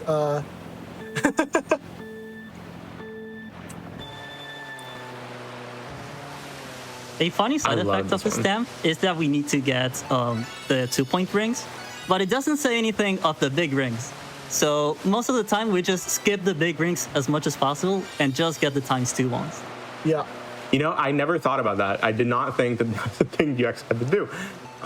That's nice, actually. Yeah, it completely changes how you play the game. Playing for score and playing for speed in power cruising are basically two completely different sports. Oof. Yeah, if you might be able to tell, but I am being extremely safe because missing one of these bonus rings would really suck. You do seem very locked in. I'm very locked in for a very mid-level power cruising. All right. Beautiful, Yeah. beautiful. It is very easy to miss a bonus ring there, especially with the waves. All right, Canoeing, canoeing. last three games already. Wow, time has flown by. Now, this is another pretty tricky sport. It also has one of the potential biggest time saves in the run, but it's pretty much reserved for very top runners, like probably top 3. Because, here, Mine, you can probably explain it. Yeah. So how canoeing works is that when you complete one run, the first one is always 100 yards. When you complete it, you're going to get a farther distance depending on how quickly you went. To get a license, which is the stamp that we're going for right now, you have to complete 200 yards of beginner. And you can jump straight to 200 yards in one go if you complete 100 yards in 39.3 seconds. Yeah, I'm about... Zenon actually did very well with the 37.7. But since he didn't get that, he's going to have to play an extra cycle. I think he's going to go to 185 yards. And he has to complete that before going to 200. Yep. But as Zenon said, this is really reserved for top runners. I think only like 5 or 6 people have ever done this once, let alone in an RTA setting. But it is a 1-minute time saver. So Yeah. if you want to go for the world record in this category, it's absolutely mandatory. Can we bring the ducks with us? No. We're doing our best. There is, in the little tutorial area, there are a bunch of ducks, and you can collect them, and it has a little in-game timer, and that is called Stray Ducklings, and it is the best and worst category in Resort. Casually, it's like the best thing in the world. Yeah, also, Beautiful. I forgot to preface this earlier, I'm sorry. The step we're getting here is getting the beginner license, which is reaching 200 meters, or 200 yards with the goal, which is, will be after the game after this. I see.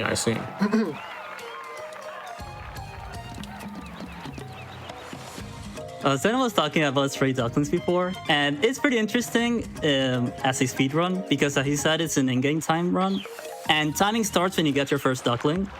So if you're optimizing for in-game time, you want to start the timer from the duckling that's farthest away.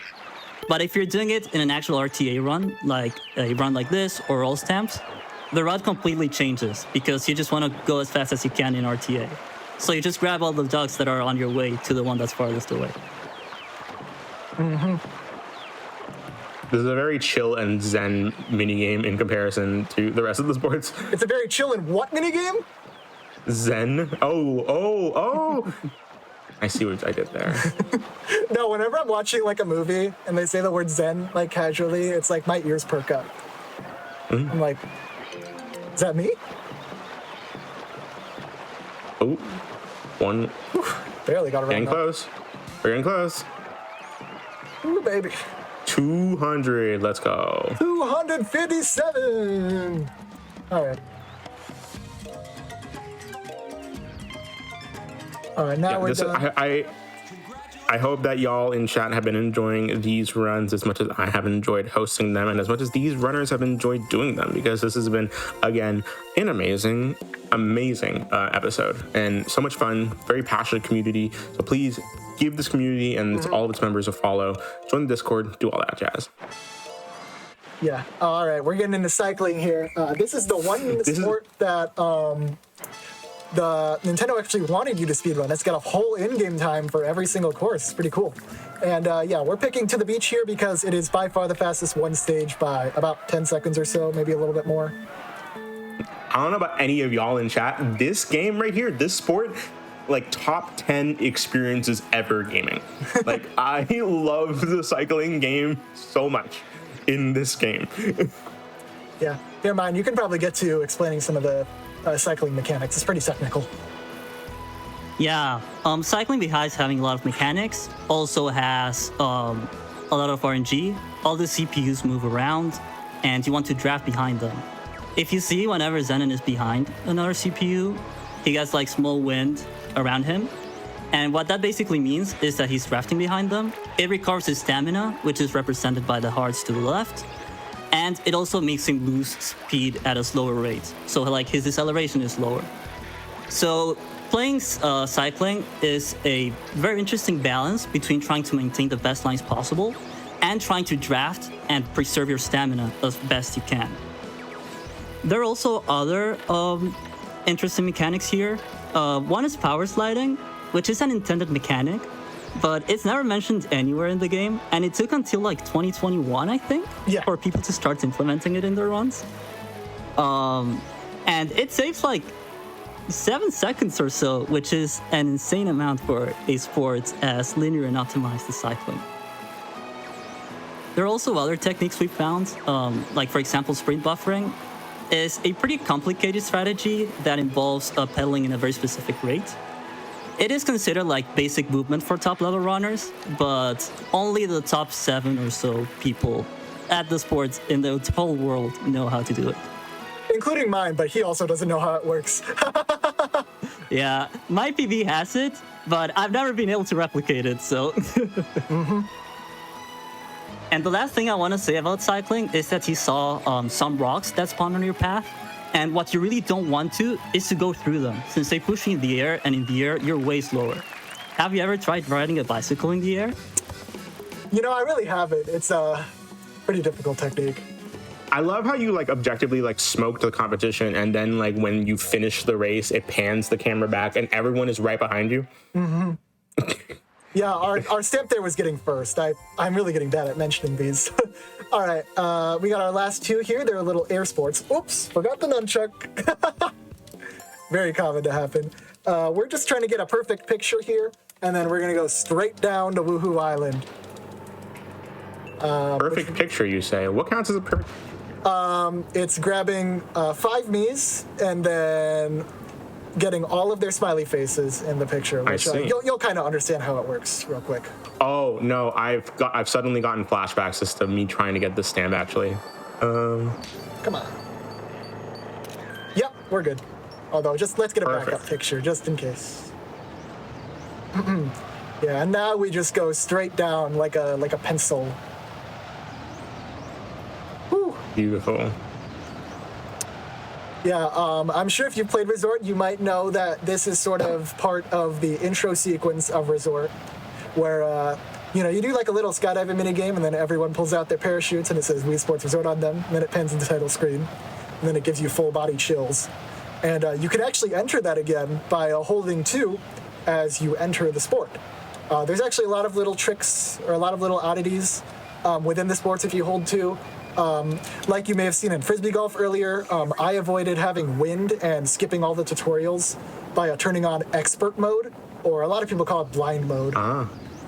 In basketball, I kind of forgot to do it earlier, sorry about that, but you can actually have a nighttime variant of basketball. It's what plays when you're fighting Tommy, who is the champion. And I'm sure there's 1 or 2 that I've missed, but yeah, those are the ones that could have shown up in the run. Beautiful. All right, that just means we have 1 more sport left, correct? 1 more sport, yeah. Island Flyover. This is pretty much the perfect ending to the run, because we are doing pretty much a full tour around Woohoo Island just as a finale. I think it's great for Wii series as a whole. Absolutely goated game, by the way. Goated sport. Yeah, I love this sport so much. I know that Dragons has said that like this is pretty much his favorite in the game, and I don't blame him.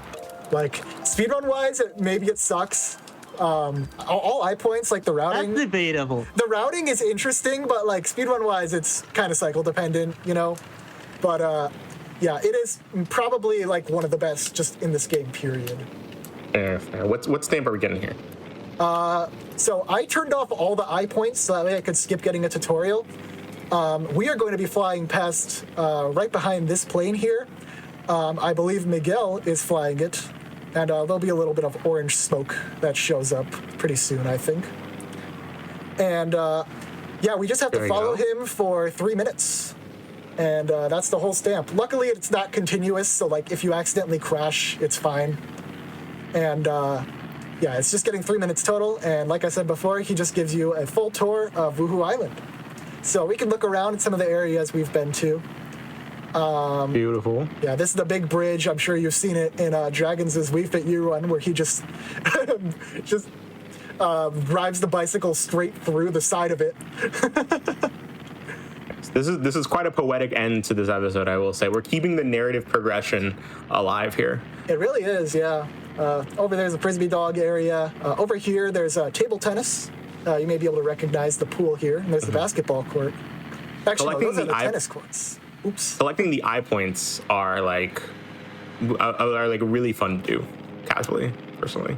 Yeah, like I said nice. earlier, I only have them off because if you go near an eye point, which pretty much 99% chance you will, there's like a 15-second tutorial that shows up, and it's like, you know, you can just turn them off, just follow the plane. No, 100%. And how far away, like how close you have to be to the plane in order for it to consider you following you?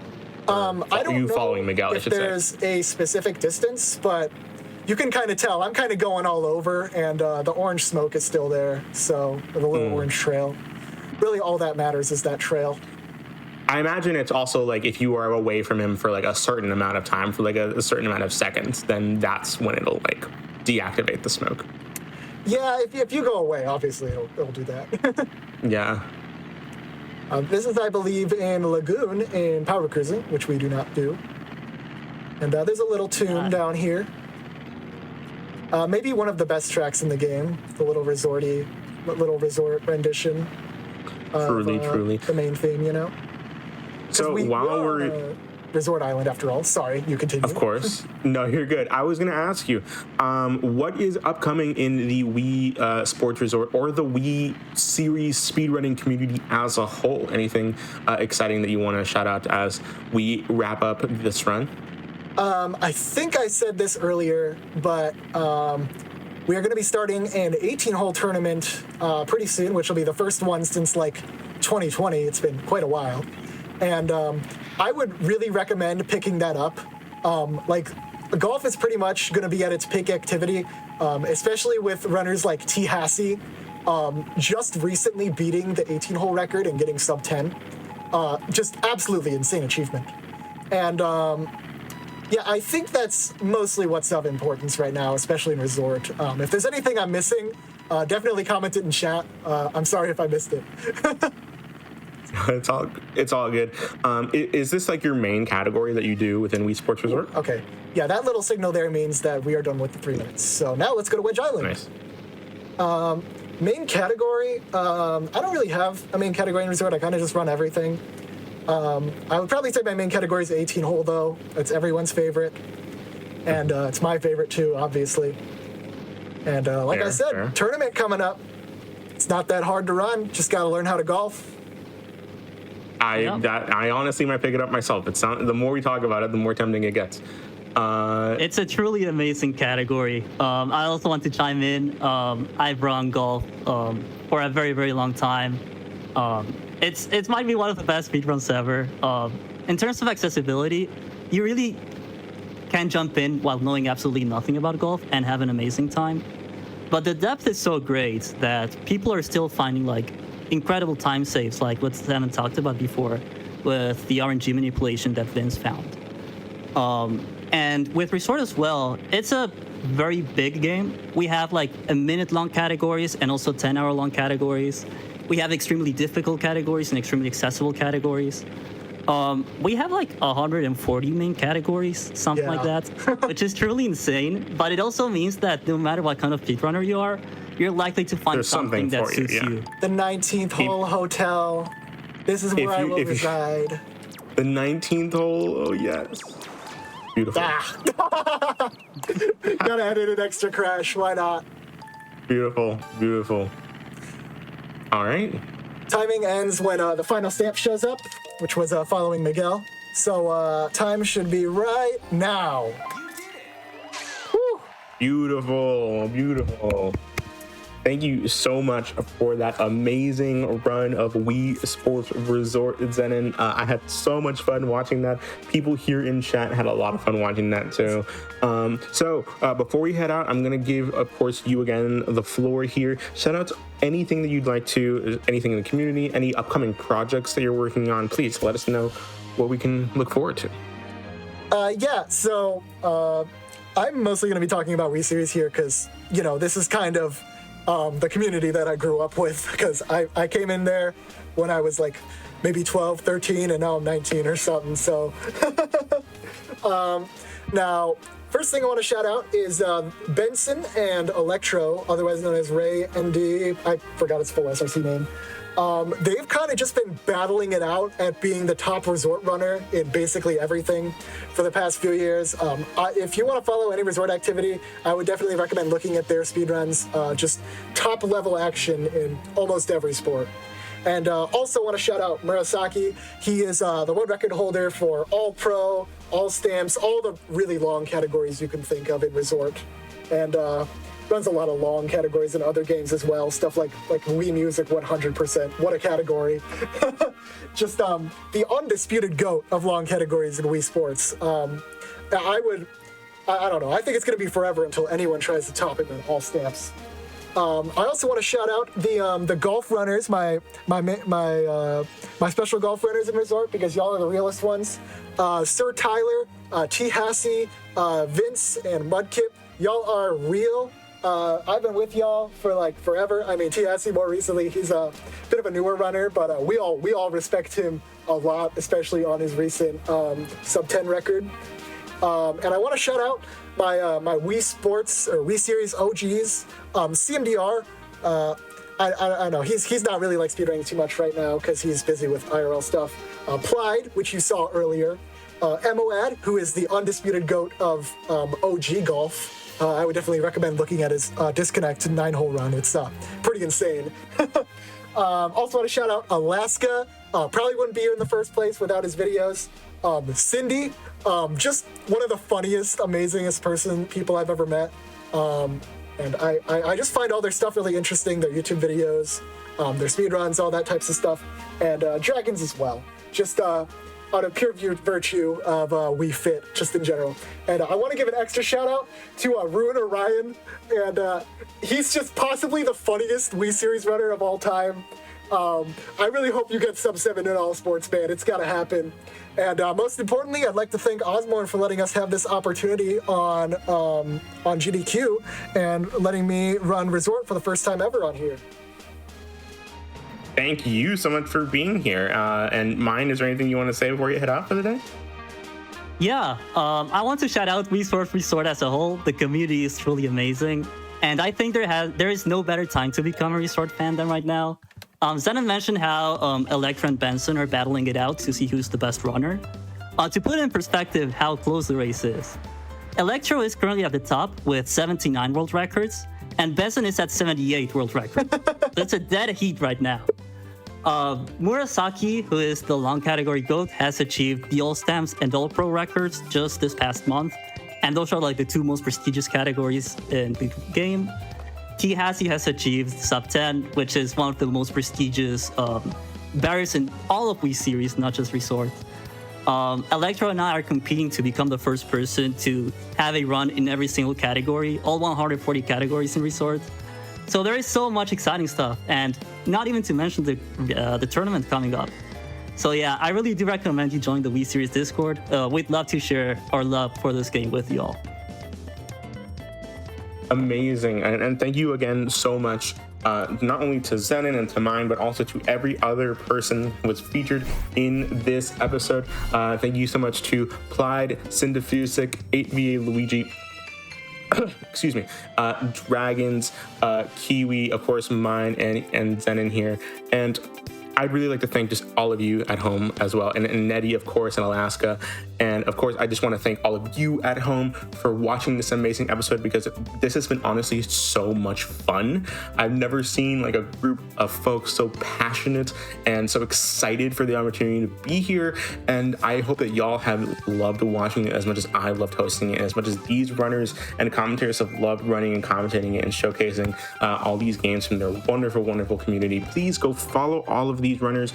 And again, if you're interested in that 18-hole tournament or just want to get into this series as a whole, please join their Discord and check out their Speedrun.com pages, because they have been absolutely amazing on this. And if you want more of this type of stuff, please go and check them out. And I'm hoping that we see more of the Wii series here on the GDQ channel, or in just speedrunning events in general, because I definitely think that they deserve the spotlight. And after this episode, that has really proven me to it more. And so with that being said, we will be right back, we will be right back tomorrow, I should say, for more GDQ Hotfix here.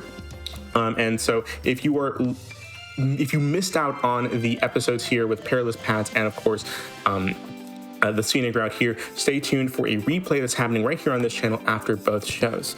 And tune in tomorrow at 7 p.m. Eastern for Do All the Things by Mr. Shasta and Parallel Universe with Helix. You can also check out twitch.tv/GDQTV. What is that? GDQ's brand new 24/7, always on